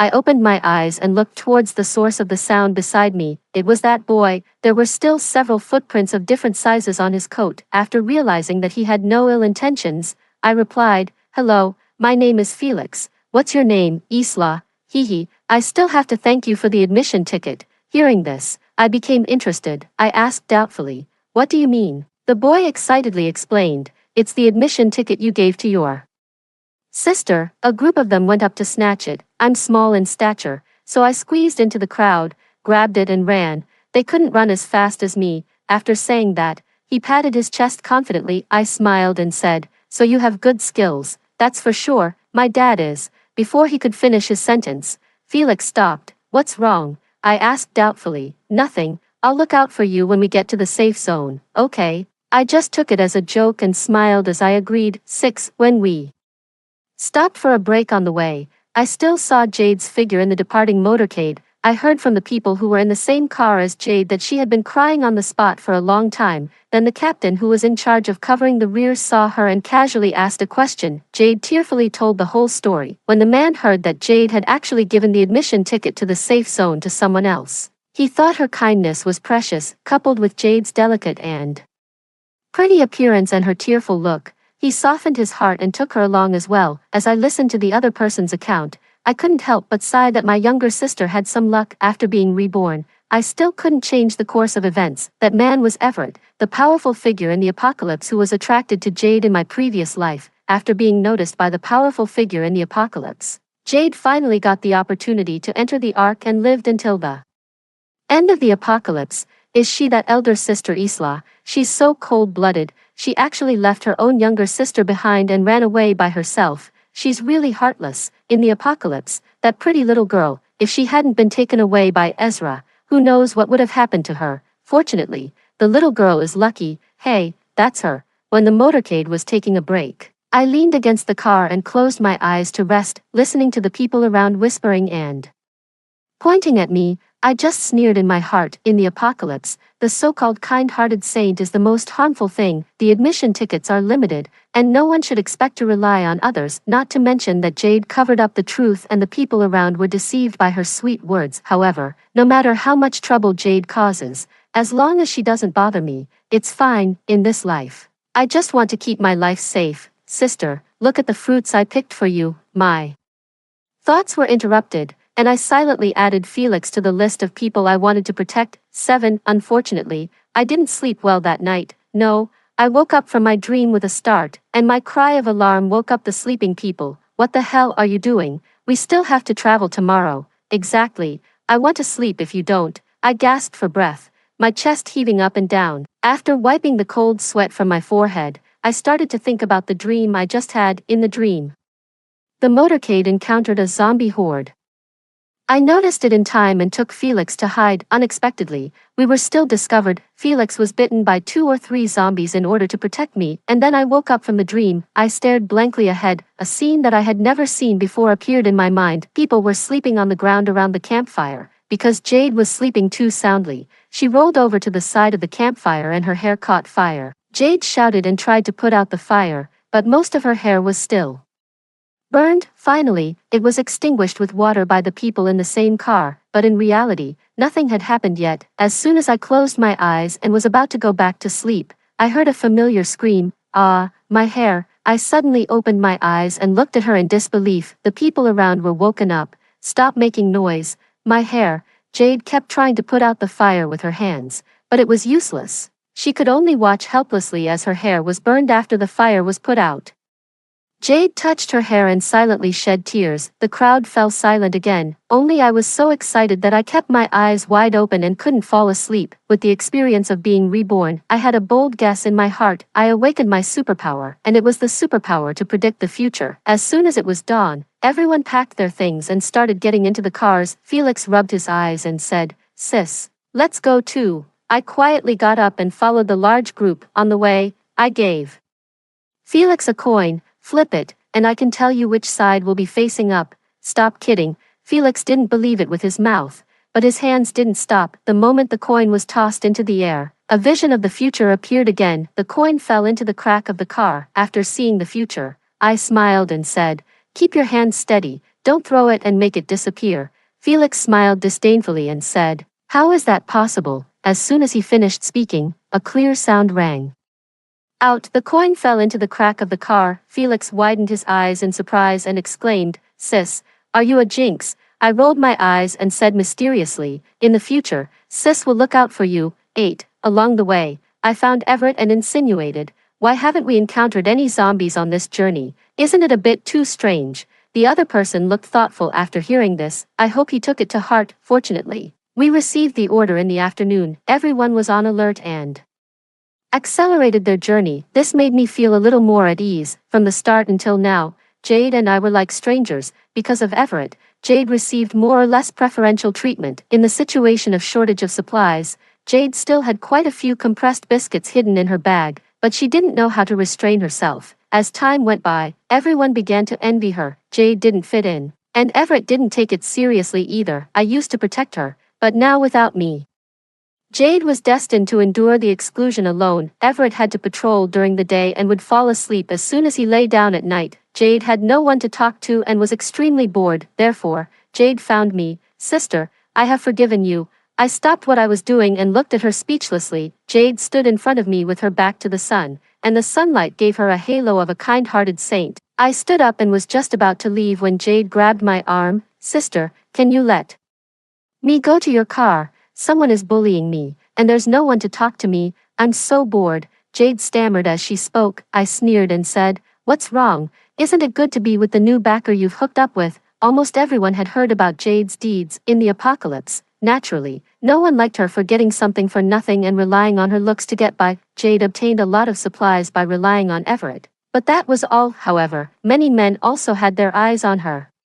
Jade had red eyes and was too ashamed to speak. "Some men are getting fresh with me, and Everett Sister, only you can help me." I shook off her hand and said coldly, "No, the number of people is limited. If you come, someone won't be able to fit in the car." Upon hearing my refusal, Jade looked even more aggrieved. She bit her lip and played the pitiful card. "Then can you swap cars with me? You go to my car, and I'll go to yours." I had long been familiar with her tricks. I knew clearly that she was a bad person. I still couldn't help but feel speechless. If there were men on the car who wanted to get fresh with her, would I be safe if I went there? Perhaps feeling that her purpose was too obvious, Jade couldn't help but make up an excuse. "Sister, didn't you say you would protect me?" Under my gaze, Her voice gradually became lower and lower until it disappeared guiltily. 9. After Jade left, a man came up to me. Hey, you there. I turned around and saw a fat and greasy man shouting at me. Are you her elder sister? Needless to say, her here referred to Jade. I ignored him, but he became even more enthusiastic and stroked his chin. One elder sister and one younger sister. Don't you think you could be as gentle as your younger sister? You don't know how alluring your younger sister is. Hee hee, she made me unable to fall asleep at night. What if you're willing to sleep with me? Then I'll let your sister go. How about it? I said coldly. You're dreaming. As I spoke, a plan came to my mind. I pretended to be angry but helpless. My younger sister only has me to rely on. Don't bully her, I murmured to myself in a low voice. In this apocalypse, if something happens, where can I go to seek justice? My sister pitied you for suffering and found a backer, but you don't care about her. It's all fate. I'd better accept it. As I pretended to cry and complain, I observed the other person. Seeing the man's thoughtful expression, I knew that the plan had succeeded. 10. At night, a scream came from the car where Jade was. When people arrived, the man from the daytime had already become a corpse and Jade was huddled in the corner, still holding a bloody knife in her hand. A death occurred on the way back to the safe zone, which was a major event. More than a dozen people in the carriage were clamoring to drive Jade out. If we don't drive her out, what if she goes crazy and kills someone again? In the face of everyone's accusations, Jade kept crying and didn't say a word. No matter how Everett tried to comfort her, she wouldn't stop. Stop crying. What if you attract the zombies? Do you want all of us to die? Amidst everyone's chatter, finally someone couldn't stand it anymore and cursed. Just make her pay with her life. Jade finally reacted and hurriedly searched for my figure in the crowd. When she saw me, she rushed over and sobbed. Sister, save me, he was trying to rape me. So I killed him. I didn't mean to. I felt like laughing when I heard this and pushed Jade's hand away. My kind-hearted saint of a sister could actually kill someone. It seemed that she wasn't innately kind but just knew how to safeguard her own interests. She persistently grabbed me again and said, Sister, can you help me? Help me drive these disgusting men out. As soon as I finished speaking, the men around were enraged. You're spitting blood. Who knows if you were seducing others in the middle of the night? Exactly. You can let Everett sleep with you, but not others. What kind of chaste woman are you pretending to be? They had been dissatisfied with Jade on ordinary days, and now it was out of control. Jade was so scared that she wanted to hide behind me. Sister, believe me, I sidestepped to avoid her, exposing her to the sight of everyone. Sister, even if you didn't mean to, you can't kill someone. You always ask me to understand you. This time, try to understand others too. Sacrificing you to appease everyone's anger isn't a loss. Jade looked at me in disbelief. My superpower worked again. I saw what was going to happen in the future. Jade's scream would attract a zombie horde, then everyone would scatter in all directions like birds and beasts. I took the lead in covering her mouth and nose. Jade was stopped by me and could only make a woo-woo sound. I said viciously, if you want to die, don't drag us with you. 11. Only then did everyone realize that Jade had just wanted to scream to attract the zombies. Everett walked over with an embarrassed expression and said, Jade, calm down first. At this moment, someone walked up to Jade and raised their hand to slap her face. If you want to die, I'll grant you your wish. As the person spoke, they pressed Jade to the ground and slapped her left and right. A scene appeared in front of my eyes again. I stopped it coldly. Stop hitting her. Then I turned to Everett and said, I have the superpower to predict the future. Now there's a zombie king coming this way. If we don't leave, everyone will die. Prepare to set off. After hearing this, Everett immediately gave the order. In an instant, everyone swarmed back into their cars. Wait a minute, she can't come with us. Jade was kicked out of the car. Now, she also saw the situation clearly. She lay on the ground and pleaded, Sister, take me with you.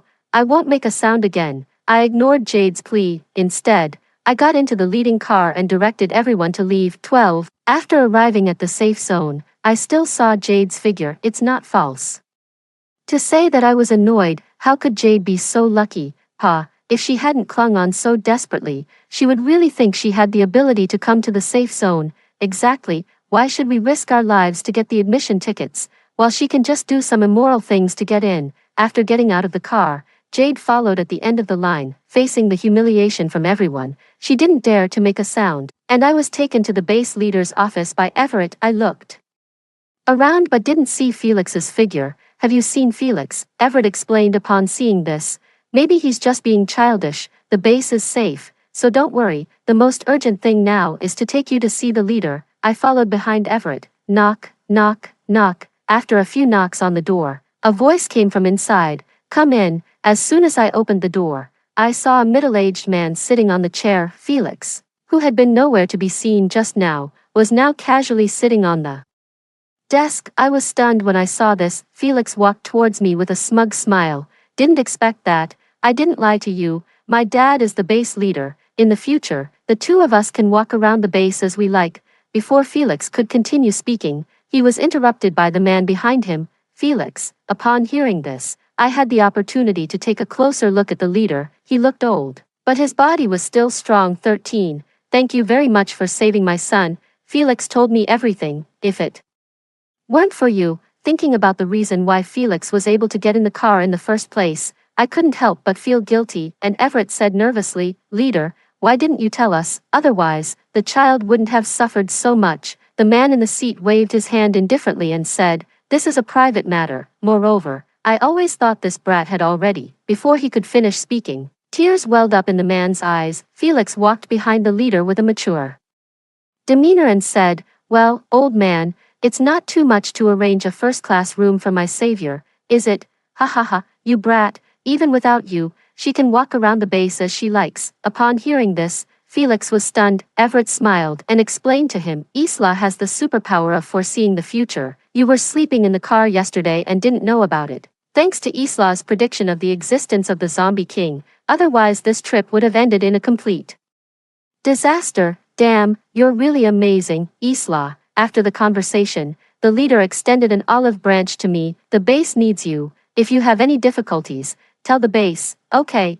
After I agreed, the leader picked up the landline and dialed a number. Come to my office now. Soon, a deep male voice sounded outside the door. Report. Come in. The man was tall and big. As soon as he entered the office, the space seemed much smaller. Grayson, this is Isla. Hello, hello. After greeting each other, the leader introduced the purpose of calling him here. Isla, starting today, you will join Grayson's superpower team and carry out missions with him. Yes, the leader joked. Aren't you afraid that I'll foist a burden on you? Obey the order. Grayson's serious appearance made me laugh. Good lad, Isla's superpower is predicting the future. It would be a pity not to make good use of it. Upon hearing this, Grayson indeed showed an incredulous expression. Even his demeanor became excited. I'll trouble you in the future. Welcome. 14. Half a month later, I returned to the safe zone with the team. After separating from Grayson and the others, I was blocked by Jade. It's her. I saw it clearly.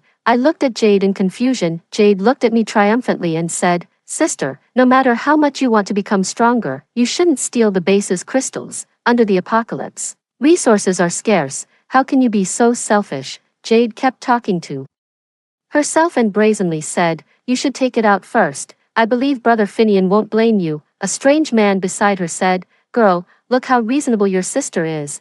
As long as you hand it over, I won't make things difficult for you. I couldn't bear it anymore and said, Jade, what are you slandering me for this time? What did I steal? Tell me. Finian was irritated by my attitude. Why can't you make good use of the opportunity when it's given to you? I've been watching the warehouse for so long, and I've never seen someone like you. You stole something but refused to admit it, wasting your sister's good intentions. Out of consideration for your sister's plea, I decided to let you off this time. I looked at Jade coldly and said, Do you have any evidence? Jade put down her crossed arms and said, I clearly saw you sneak into the warehouse last night, and you were holding something in your hand when you left, with such a fool beside me. I didn't even have the energy to argue. I wasn't even at the base last night. Can you use your brain before slandering me? 15. What's going on here? A voice came from outside the crowd. It was the Vice Captain Garrett. When he saw me there, he was surprised and said, Isla, why aren't you going back to rest? What are you doing here watching the commotion? Seeing how familiar I was with Garrett, Jade opened her mouth and started spreading rumors again. Even as the Vice Captain, you can't show favoritism. My sister must be punished for stealing a crystal today, I think.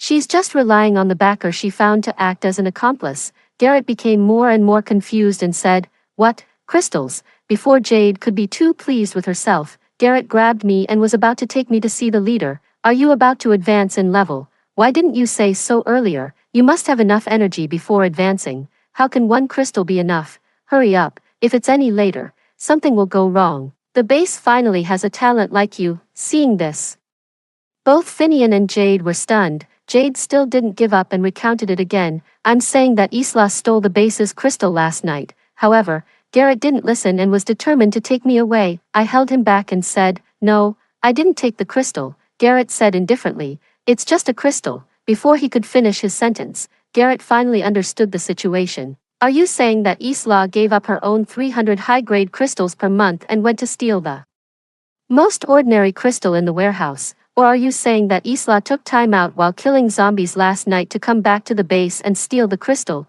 Jade seemingly didn't expect things to get out of her control, but there was nothing she could do. She bit her lip, on the verge of crying. You're showing favoritism. Before she could think of what to say, I took the initiative. Garrett, we'd better call the inspector. Otherwise we'll be pestered by these villains. The reason why Jade dared to slander me so blatantly was nothing more than relying on the fact that the base's facilities were not perfect and there were no surveillance cameras. Coincidentally, a newbie in the inspector team could be of use. After the inspector came and understood the cause and effect, he arrested Finian. An ability user who could access other people's memories understood everything immediately after checking the memories of the two of them. Jade didn't expect there to be such a person in the base. Her lips trembling, she said, in the end, she couldn't find any excuse for herself. Finian and Jade were taken away and put in confinement. After being taken away for a certain distance, Jade shouted at me, Isla, why do you get to watch me live a hard life? I'm no worse than you.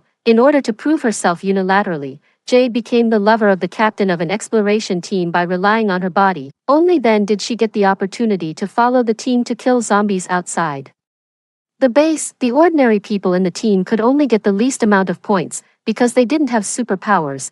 They were at risk of death at any time when facing zombies. Jade widely publicized that I was her elder sister, coupled with the status of being the captain's lover. Although many people looked down on her, they still felt a bit afraid of her in their hearts. Therefore, taking advantage of the fact that the base's control was loose in that place, Jade got a lot of benefits. 16. Since the apocalypse had come for such a long time, the Zombie King had also evolved. Those who act later will suffer. The leader sent us and some teams out of the base to exterminate the Zombie King. To my surprise, the team that Jade was in happened to be among them. Before setting out, Jade deliberately swaggered in front of me. Didn't expect it, right? You just have a lousy superpower. Let's see how long you can be arrogant. After saying that, she was embraced by a man and left haughtily. Although Jade was beautiful, she was really stupid. My superpower is predicting the future. Nothing she does can escape my eyes. Everything is under my control. During the break, I hid in the dark with Grayson. Before long, we saw Jade's sneaky figure. She looked around cautiously, and then took out a handful of white powder, intending to sprinkle it on the car where Grayson and I were. Before Jade could show a triumphant smile, Grayson pinned her to the ground. Let me go. Who are you? She turned her head and saw me. Sister, you're here too, Jade stammered, still hoping to get away with it. I looked at her coldly. We saw everything, Jade said guiltily. Saw what? Grayson snatched the bag from her hand and called the team doctor. Emerson, check what she sprinkled on the car. Upon hearing this, Emerson gently dipped a little of the white powder on the car with his hand. He sniffed it under his nose, and his face immediately became serious. It's rosemary powder, which came from the southern base. Just a little bit of it can attract all the zombies around. Burn it quickly. Upon hearing this, the team member beside him quickly destroyed it. Even so, many zombies still came sniffing the smell. Fortunately, there weren't too many of them, and they were all dealt with soon. 17. After the crisis was resolved, Jade was still tied to a tree and couldn't get down. She kept struggling. Sister, I didn't mean to. I raised my hand angrily and slapped her. You're just stupid. I think Grayson should judge you. Jade shook her head with tears in her eyes. No, I interrupted her. I believe everyone will understand me, right? Who gave you this thing? Grayson gritted his teeth, as if he wanted to skin her alive. Jade's move was really vicious. If I hadn't discovered it in time with my superpower, the whole team would have been wiped out. The base would have lost a large number of ability users. Seeing that Jade refused to tell the truth, I pulled out a dagger and was about to scratch her face. I'll say, it was Finian. He said that as long as this powder was used, it wouldn't be a problem to kill Isla. I pressed the dagger close to her face. What else? He's a spy for the Tiger Roar. He told me this himself when he was drunk. I looked at Grayson in confusion. What is the Tiger Roar? Grayson explained. It's a criminal organization that has survived by killing and robbing since the apocalypse. I didn't expect them to set their sights on the base. I patted Grayson's shoulder reassuringly. The most urgent thing now is the Zombie King. We can put the rest aside for now. Grayson turned his gaze to Jade. This person can't be kept alive. I sentence you on behalf of the northern base. As he said that, he took out a pistol. Bang! The birds scattered. There was a bullet hole in the center of Jade's forehead. Her body leaned against the tree just like that. 18. With my help. The Zombie King wasn't as difficult to defeat as expected. You're a great hero of the base this time. On the way back, Garrett couldn't stop smiling. I originally thought we would lose a lot of brothers, but unexpectedly we managed to retreat safely. I looked at the base gate that was getting closer and closer. My heart couldn't help but feel excited. I went to see the leader, and Felix and Grayson led people to catch Finian, who was attempting to escape in the first place. He was shot dead on the spot. A month later, I predicted again that the Tiger Roar was about to arrive outside the city. After telling Grayson and the leader everything, the Tiger Roar was suppressed by force, and many ability users chose to join the northern base, and the last time I triggered my superpower was on an ordinary morning. I'm sick, and beating you can cure it. Since you're so kind-hearted, even if I beat you to death, you will surely understand me. No, Garrett waved his hand in front of me. Come back to your senses. What were you thinking about? As I laughed, tears came to my eyes. The apocalypse is coming to an end. Upon hearing this, Garrett was stunned for a moment. After reacting, Garrett happily ran around the field shouting, "The apocalypse is coming to an end." Isla predicted it. The apocalypse is coming to an end. Before long, the news that the vaccine had been successfully developed spread throughout the base. Story 2. The semester came to an end, and with summer vacation approaching, my parents decided to take just my sister on a trip. The tour only allows 3 people, so you'll stay home and keep an eye on things, they said. My sister had a smirk on her face, probably expecting me to look dejected, but I just scoffed silently in my heart. Go ahead, I thought. Hopefully, you won't come back, especially since the extreme cold apocalypse is just around the corner. Actually, signs of this impending apocalypse had been subtly present for about 6 months now. In the peak of August, temperatures are soaring up to 45 degrees, nearly reaching 50 degrees for our small northern town, where the average summer temperature is 27 degrees and rarely exceeds 30 degrees. This is highly abnormal. What's even more bizarre is that just one day before it nearly reached 50 degrees, the temperature was below zero. In our town, winter temperatures of -20 or 30 degrees are normal, and it's typical for the temperature to be just a few degrees before summer hits in July or August, but it's certainly not normal for it to still be -20 degrees in July or August, and then overnight, the surface temperature dramatically spikes to over 40 degrees. This whole winter was off, with average temperatures reaching -40 degrees. I've visited cities further north where winters can drop to -50 degrees, but our coldest winters only go down to -30. All these signs clearly indicate that something is terribly wrong. However, most people didn't take these anomalies seriously. Last winter, it was only a few degrees below zero here, and it didn't even snow, so people were no longer surprised. But ever since I was young, I've been observant and cautious. I know that the world we live in is neither stable nor peaceful. The years of wearing masks, the issues with cherry blossom nuclear waste. It's always good to be prepared for the worst. The apocalypse might not be as far off as we think. After noticing the unusual weather patterns, I started paying attention to the subdued conversations online, on platforms like Weibo and TikTok. There were indeed posts about the impending extreme cold apocalypse. From these posts, it was clear that not just our city, but other cities were experiencing abnormal temperatures too. They all experienced extremely low temperatures that suddenly switched to unusually high ones. There were even posts from insiders claiming that the apocalypse was imminent. In these comments, many people were speculating. However, such discussions and posts were quickly censored and disappeared without a trace. All these signs convinced me that I wasn't being overly anxious. It seemed the world really was on the brink of a major change. To further validate my suspicions, I reached out to my best friend, Phoebe. Phoebe and I are very close, and her family is quite wealthy, being the richest in our area. Those with money and status like hers would definitely know something about societal changes. Sure enough, when I hinted at my concerns, Phoebe didn't hide anything from me. Paige, listen carefully. You know I have an uncle who works in a research institute. I'm not lying to you. The current heatwave is just a facade. The extreme cold apocalypse is indeed coming soon, she revealed. I couldn't help but laugh sarcastically at the screen. Me, liking the beach in our city. Ha, that was just a trap set for them after confirming the apocalypse. Some sceneries I indeed can't experience with my own eyes. Those fleeting scenes of death might as well be appreciated by her on my behalf. Unlike their attitude towards me, Rebecca is the apple of my parents' eye, their precious pearl. It all started because my extremely superstitious parents had our fortunes told when Rebecca and I were born. The result was that my life path was deemed strong and overpowering, likely to overshadow my relatives. Rebecca, on the other hand, was born under a lucky star, extremely fortunate. From then on, our treatments were like heaven and earth. I grew up at my grandmother's house in the countryside, abandoned by my parents, while Rebecca was pampered like a princess. It wasn't until my grandmother passed away not long ago that I was brought back to this so-called parental home, but I couldn't bother dealing with them,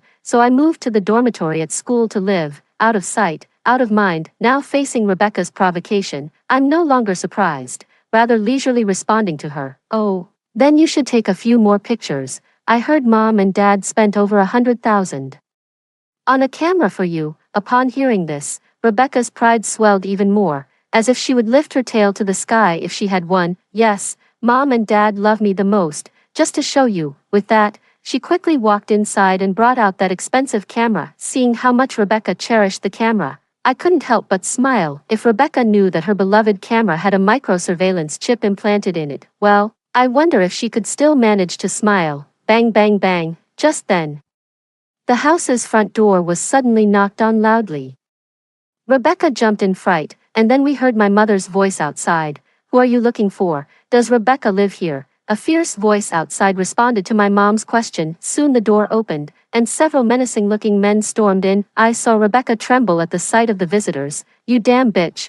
We've given you so many days already. Pay up now. My mom was stunned by the scene, quickly stepped forward to protect Rebecca, and raised her voice at the men. Who are you people? My daughter is still a child. How could she owe you money? I'm telling you, if you dare to mess around, I'm calling the police. The leader seemed amused by my mom's words, took out his phone, showed a photo, and then said, a child? Ha, your daughter owes me a whole 13,000, and here's the IOU, clear and documented. My mom took a closer look, and indeed, it was Rebecca's handwriting. She became somewhat panicked and quickly asked Rebecca what was going on. Isn't it all because you agreed to buy me a camera, then said something about business being bad recently, and that over 100,000 was too expensive, refusing to give me the money? You just want to go back on your word. What use do I have for a mom like you? If you won't give it to me, I had to borrow it myself. With the creditors at the door, Rebecca simply let everything out. Upon hearing this, my mom momentarily couldn't stand steady, tremblingly collapsing onto the couch. You dead child, haven't your parents always treated you well? She clutched her chest, scolding Rebecca, while the debt collectors watched menacingly. Isn't there still the money left by that dead old hag? Just use that to pay. Rebecca was referring to the inheritance my grandmother left for me before she passed away, totaling 500,000. My grandmother was the only relative who treated me well. Fearing that my parents wouldn't treat me kindly after her death, she left all her inheritance to me, yet it was taken away by my parents while I mourned my grandmother day and night. Heartbroken, I really didn't expect that my parents could actually be worse than animals. They never cared for my grandmother, not even shedding a single tear at her funeral, only thinking about how to get hold of grandma's estate. And this is exactly why I had to come home this time, for the impending apocalypse, holding the will. I could naturally take them to court with a lawsuit, but the court dates would take too long. I can wait, but time cannot. After all, the apocalypse is about to arrive. For Mom sat on the sofa, sighing deeply. Business at home had been bad recently, and she had planned to use that money to repay the loans, but now, the only option was to use it to deal with the immediate problems. Just as she entered the room where the safe was kept, I heard her scream from outside. Where's the money? Why is it gone? I peeked inside and saw the large safe was completely empty, not even a strand of hair inside. I wasn't surprised. I knew that the money was no longer at home. Although my visit was related to the money, it wasn't to retrieve it. Damn, no money and still trying to fool me. Boys, smash it up. The gang, like a whirlwind, hadn't even reacted before the house was being wildly smashed. Rebecca was also brutally beaten by them, unable to even get up. Give you 3 more days. If you don't pay up, I'll cripple one of your hands. The group came menacingly and left the same way, seeing Rebecca lying on the ground. Mom couldn't even bother to blame her and hurriedly took her to the hospital. The result was that Rebecca was severely injured, not only with fractures but even her face was slashed, disfiguring her. When my parents walked into the house one after another that evening, a fierce argument broke out. Joshua, damn you, where did you spend that money without telling me? Dad pushed Mom away, somewhat guiltily saying, are you crazy? What are you ranting about? Don't play dumb with me. Did you spend all the money Grandma left? Mom relentlessly pursued the question, following Dad around. Dad clearly had something to hide, his words evasive, repeatedly trying to change the subject. Don't beat around the bush. After that money was brought back, it was put in the safe. Only you and I know the safe's code. Even Rebecca doesn't know it. I haven't touched it. If not you, then who else? My Rebecca is lying in the hospital because of you. If you don't clear this up, we are far from done, Mom continued. Her relentless questioning, and Dad was evasive, leading to an incessant quarrel between them. Fortunately, Mom still cared about Rebecca in the hospital, quickly packed a few clothes, and left. Dad, annoyed, sat in the living room and started smoking. I silently watched this drama unfold from the sidelines, a sarcastic smile curling at the corners of my mouth. Poor Mom, she still doesn't know the truth. I slowly walked up to Dad and showed him a photo from my phone. Dad, do you think it's better to show this photo to Mom, or should it hit tomorrow's online headlines? 5. Seeing the photo on my phone, Dad's pupils dilated instantly. It was a cozy picture of him and a middle-aged woman. How did you know about this? Dad asked me, his voice trembling. The woman in the photo was a fairly well-known lecturer, and her husband was a city government leader. She had once given a lecture at our school, which is how I recognized her. I was quite interested in her class, and after the lecture, I submitted my details to sign up for more. She seemed startled when she saw my information, scrutinizing me and asking about my family in more detail. Growing up in such a family, that's how my cautious personality came about. I sensed something off about the woman and, as if possessed, I discreetly followed her. I overheard her on the phone, mentioning my father's name along with phrases about your daughter, which raised my suspicions. It turned out she was having an affair with my dad. Let me guess, Dad spent the $500,000 on her. Right, if Mom finds out, that would unleash a storm, and that money was actually the inheritance Grandma left for me. I still have the will, I said, my tone carrying a veiled threat. Sure enough, Dad's tone softened. Paige, your aunt just needed some help to get by. I only lent her the money. Don't worry, I'll make sure you get it back when you start college. I scoffed internally. Yeah, right, as if I'd ever see that money by the time he plans to pay me back. It'd be too late. Well, if the money doesn't come back, don't bother talking to me, and don't blame me for disregarding our father-daughter relationship.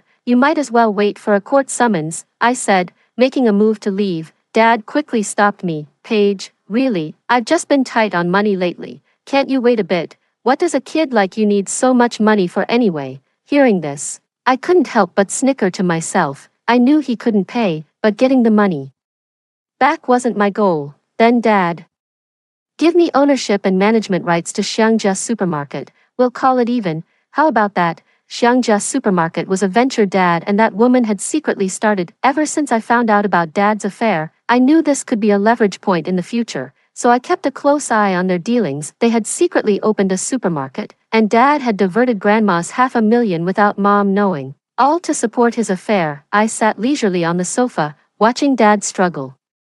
Internally, today was all just a trap I had set, starting from when Rebecca boasted about her new camera. Last time I was home, I heard Mom complaining about not being able to pay the suppliers. Where did the money for a camera come from? Rebecca, who goes to my school, often hangs out with questionable crowds. It didn't take a genius to figure out her money wasn't clean. Sure enough, I caught her being cornered in an alley by debt collectors, pressuring her to pay up. I anonymously tipped off the debt collectors about Rebecca's address to stir up trouble, accelerating the exposure of the missing $500,000. If I had waited any longer, Dad, cunning as he is, might have covered up the shortfall, but this situation was perfect for me to blackmail him into giving up the supermarket, crucial for survival in the looming apocalypse. After all, Owning a supermarket is far more valuable than money in an apocalypse. Had visited the supermarket. It's a large warehouse store on the outskirts.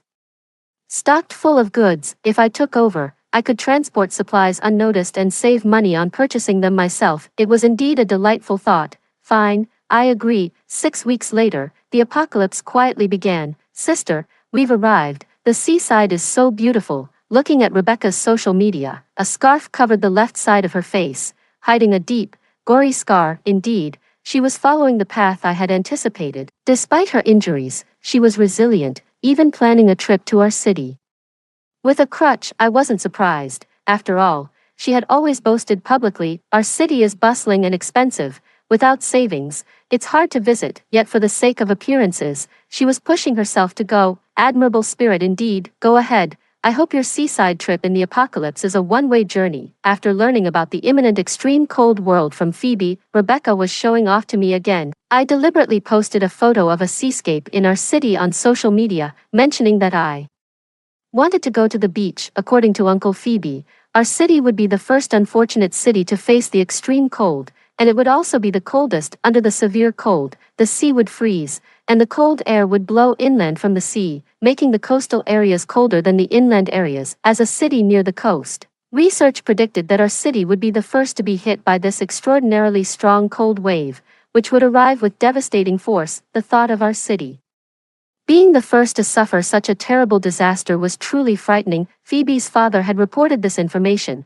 but it was dismissed as an exaggeration. Local posts and videos in our city were also quickly removed from online platforms. As expected, the extreme cold arrived swiftly and soon hit our city. This cold wave spread quickly, and within a few days, the entire country was plunged into an apocalyptic state. What kind of terrible weather is this? It's freezing to death. Think of something fast. I sat on a warm heated kong, eating spicy hot pot, watching the surveillance footage on my phone. In the video, I could see my mother, wrapped in a thick blanket, shivering as she spoke. Earlier, I had secretly taken the camera while Rebecca was away and asked Phoebe to have it modified. A tiny chip monitor was added to the modified camera, making the audio and video clear. And the battery life was extremely durable, lasting 3 to 4 months in the low temperatures of the apocalypse. After Rebecca arrived in our city and boasted to me as usual, I pretended to be envious and asked her to take more photos and videos for me. This was to entice her to keep the camera on,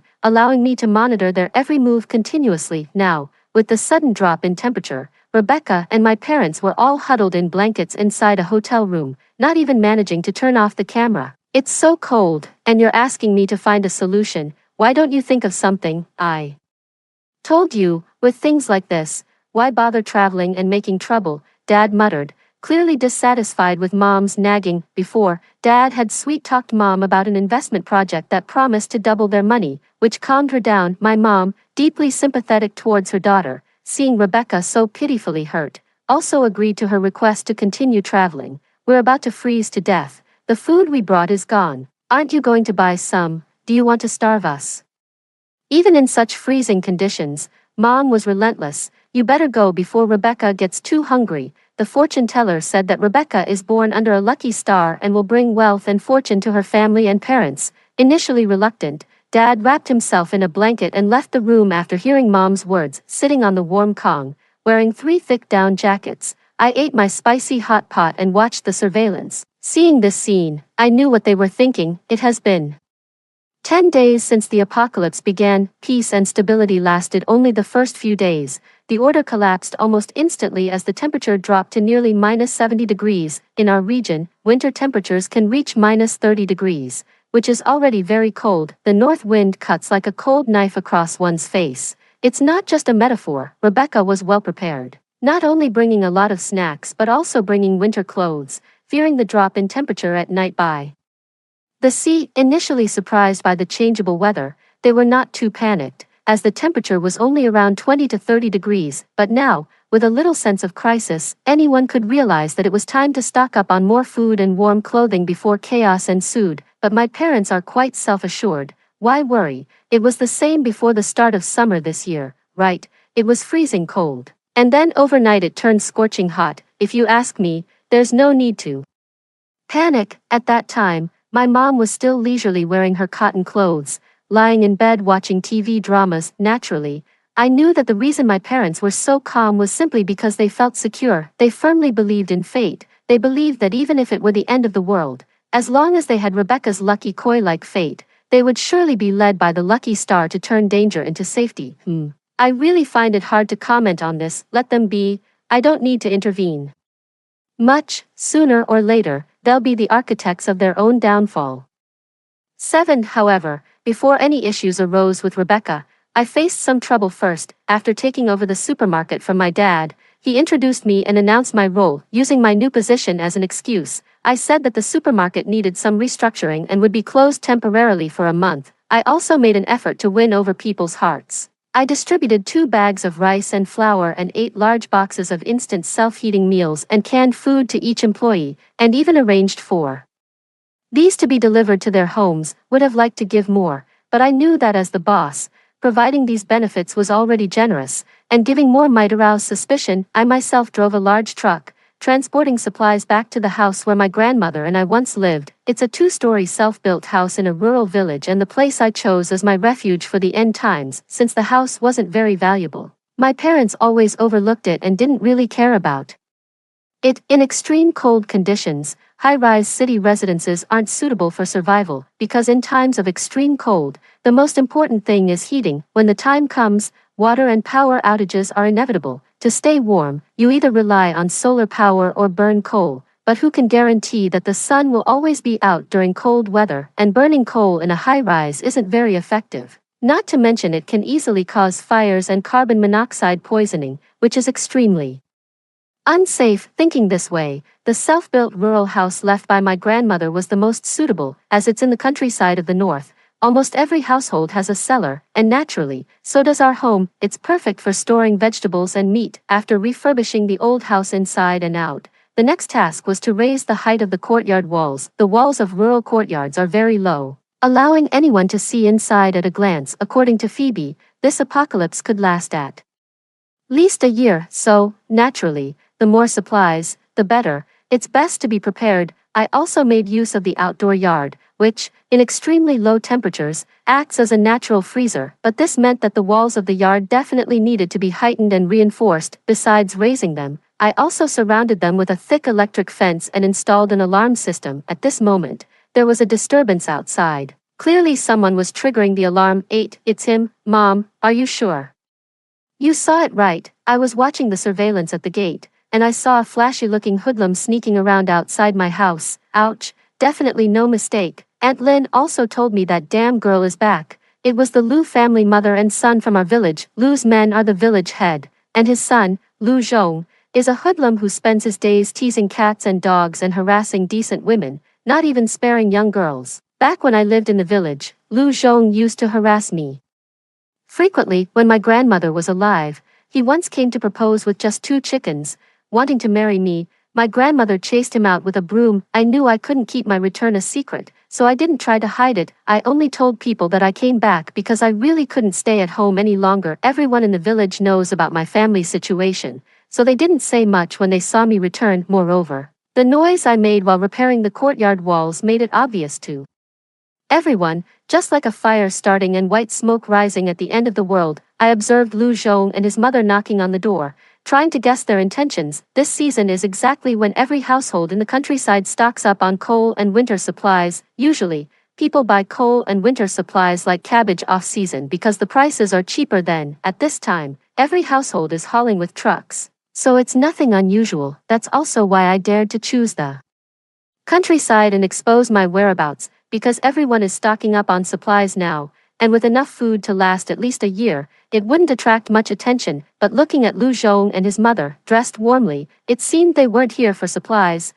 This girl suddenly comes back home. Her family must be lacking food and clothing. When the time comes, I'll pressure her with supplies and see if she dares to disobey me. This scoundrel clearly hasn't realized the gravity of the situation. Even now, he's still thinking about these things. Fine then, since he dares to come here, I'll settle both new and old scores with him. I pressed the remote control button for the electric fence, and he was caught off guard and stunned by the shock. Wow, Paige, I knew you were at home. Hurry up and open the door. Let the men in to keep you company. Liu Zhong kept fiddling with the lock, his mouth curling into a sly smile. Watching his skilled lockpicking, I frowned. Lu Zhong is a petty thug, used to petty thefts and lockpicking. Such tasks aren't difficult for him, if he really managed to get in. Although I have knives and weapons, the physical disparity between men and women means I should avoid a direct confrontation unless absolutely necessary. Thinking this, my eyes fell on a table nearby. There lay a crossbow I made myself, specifically for self-defense in an apocalyptic scenario.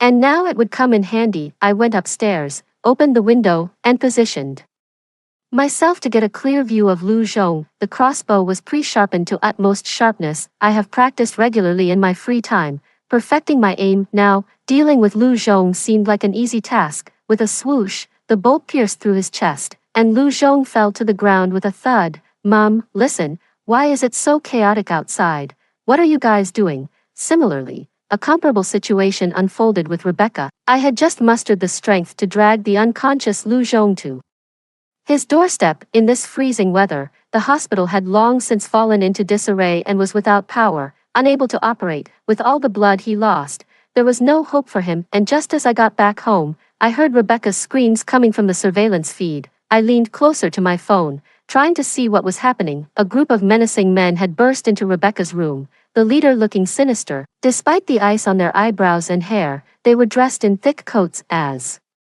soon as they entered the house, they subdued Rebecca and her mother, while the others searched the room. Her father wasn't inside. He must have been out looking for food. As the weather grew colder, the food they had brought was already finished, and their coats were no longer sufficient. I thought they wouldn't last many days, but they proved to be resilient. Her father went out daily to look for food, sometimes finding a little, other times coming back empty-handed. My parents had wrapped Rebecca in several thick quilts from the hotel, leaving themselves looking rather underdressed by comparison.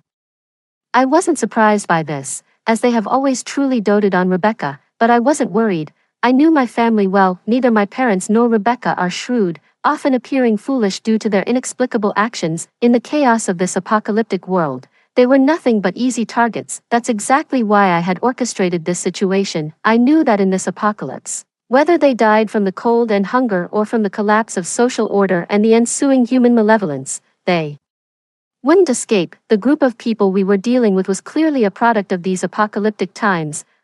Big brother, we have nothing left, no food, please, let us go, my mother pleaded, kneeling before the men. The chaos had lasted for days, and supermarkets, even those further away, had been completely looted. The group also resided in the hotel and had started to raid the floors after the extreme cold hit. Rebecca and my parents, staying on a higher floor and keeping to themselves, were oblivious to the outside world until the crisis hit them unexpectedly. Hey, who said we have nothing? What's this? Just then, my father arrived with a bag of goods. Luckily, he had found a bag full of food today, but upon seeing the food, the group rushed him, knocked him down, and took everything.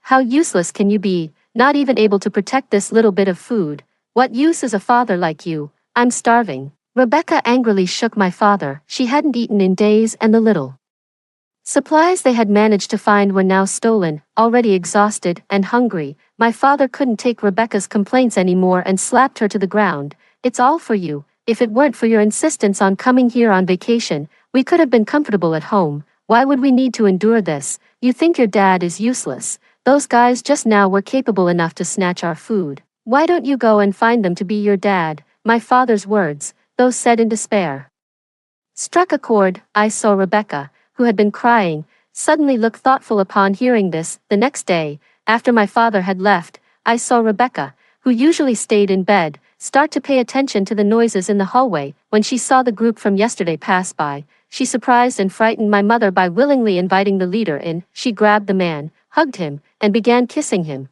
muttering that she would stick with him from now on if he could just provide her with some supplies. The man, initially amused and willing to comply, was shocked when he lifted Rebecca's scarf and saw the hideous scar. Damn, trying to sell yourself looking like that, shameless, he remarked, clearly frightened. He pushed Rebecca away forcefully. She couldn't brace herself and fell to the ground with a cry. That fall was disastrous. She had multiple fractures from a previous beating, including in her legs and ribs. Struggling with the injuries and compounded by days of hunger and cold, she was pushed harshly and fell to the ground, unable to get up.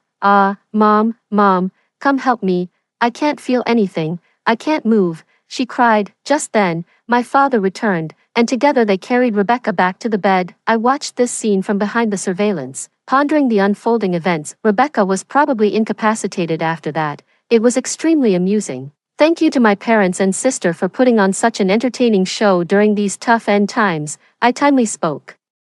Through the surveillance, causing the trio to freeze momentarily before searching for the source of the voice. Little did they know, the surveillance was hidden in the camera Rebecca had bought with a high-interest loan. Paige, what are you up to? Come out here right now. Rebecca kept shouting incessantly, with our parents red-eyed, frantically pacing around. Oh dear sister, why the rush? Just check your phone. I've sent you a gift, not entirely foolish. Rebecca and the others had turned off their phones to conserve battery for crucial updates. Upon turning on her phone, a flurry of multimedia messages popped up. They were all pictures I sent to Rebecca, featuring recent delicacies like hot pot, lamb skewers, and more. There was also a photo of me, cozy under a thick blanket by a warm stove, smiling brightly at the camera. Seeing this, the three of them screamed in unison, Paige, you actually have food, and you're eating so well, Mom said bitterly. You're living comfortably while watching your parents suffer like this. Aren't you going to come and get us?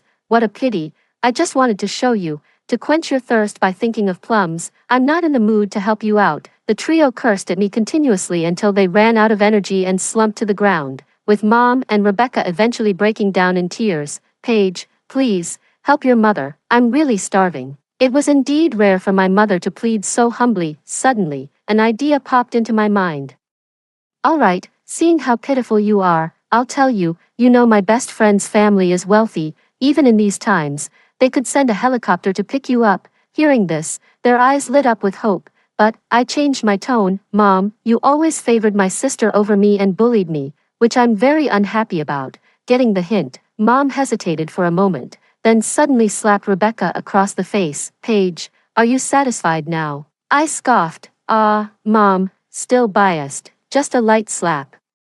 It seems you're not sincere about wanting to return, then just suffer there. The trio became frantic, and before they could react, Dad, using all his strength, grabbed Rebecca by the collar, threw her down, and began to slap her face repeatedly while cursing. I always knew you were troublesome, always opposing your sister. I'll beat you to death. As he spoke, he continued to bang Rebecca's head against the floor, causing her to cry out in pain. After a while, Dad stopped, his tone sycophantic. Paige, is this enough? Dad promises never to favor your sister again. All the family wealth will be yours. Hearing this, I felt the irony. Truly beast-like parents. See, Rebecca, did you see that? It seems Mom and Dad don't really love you. They just sold you to those men, and now they're ready to sacrifice you for their benefit. Tsk. So much for the love from the parents you always bragged about. It's nothing really. And you are truly pitiable. After saying this, I logged off, ignoring their further calls. Rebecca's most cherished belief was her parents' affection for her, but now all that proved to be as insubstantial as flowers in a mirror or the moon's reflection on water, a truly devastating blow. From then on, I never spoke again, just silently watched them through the camera, and they never discovered the source of the surveillance. Just as I expected, Rebecca ended up paralyzed, confined to her bed, unable to care for even her basic needs, already lacking food and clothing. Having to care for a paralyzed patient was indeed adding frost to snow.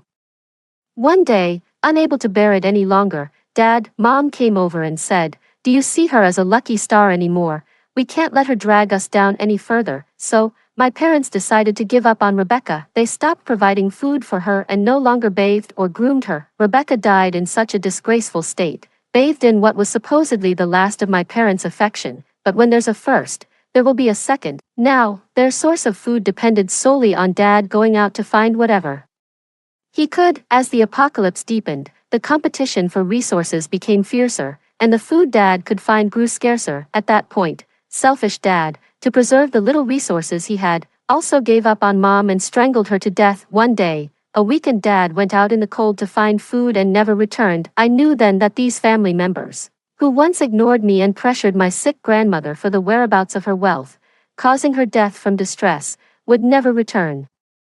Finally, I had avenged myself and my grandmother. Well, the severe apocalyptic conditions lasted nearly 3 years before they barely came to an end. Fortunately, I had almost emptied the entire Xiangjia supermarket in advance, stockpiling enough supplies for 7 or 8 years, so I managed to live quite comfortably. After the apocalypse ended, I inherited my parents' estate and actively participated in volunteer work for post-disaster reconstruction. There, I also met Phoebe, who was a volunteer as well. With everyone united, this land will once again thrive with vibrant life.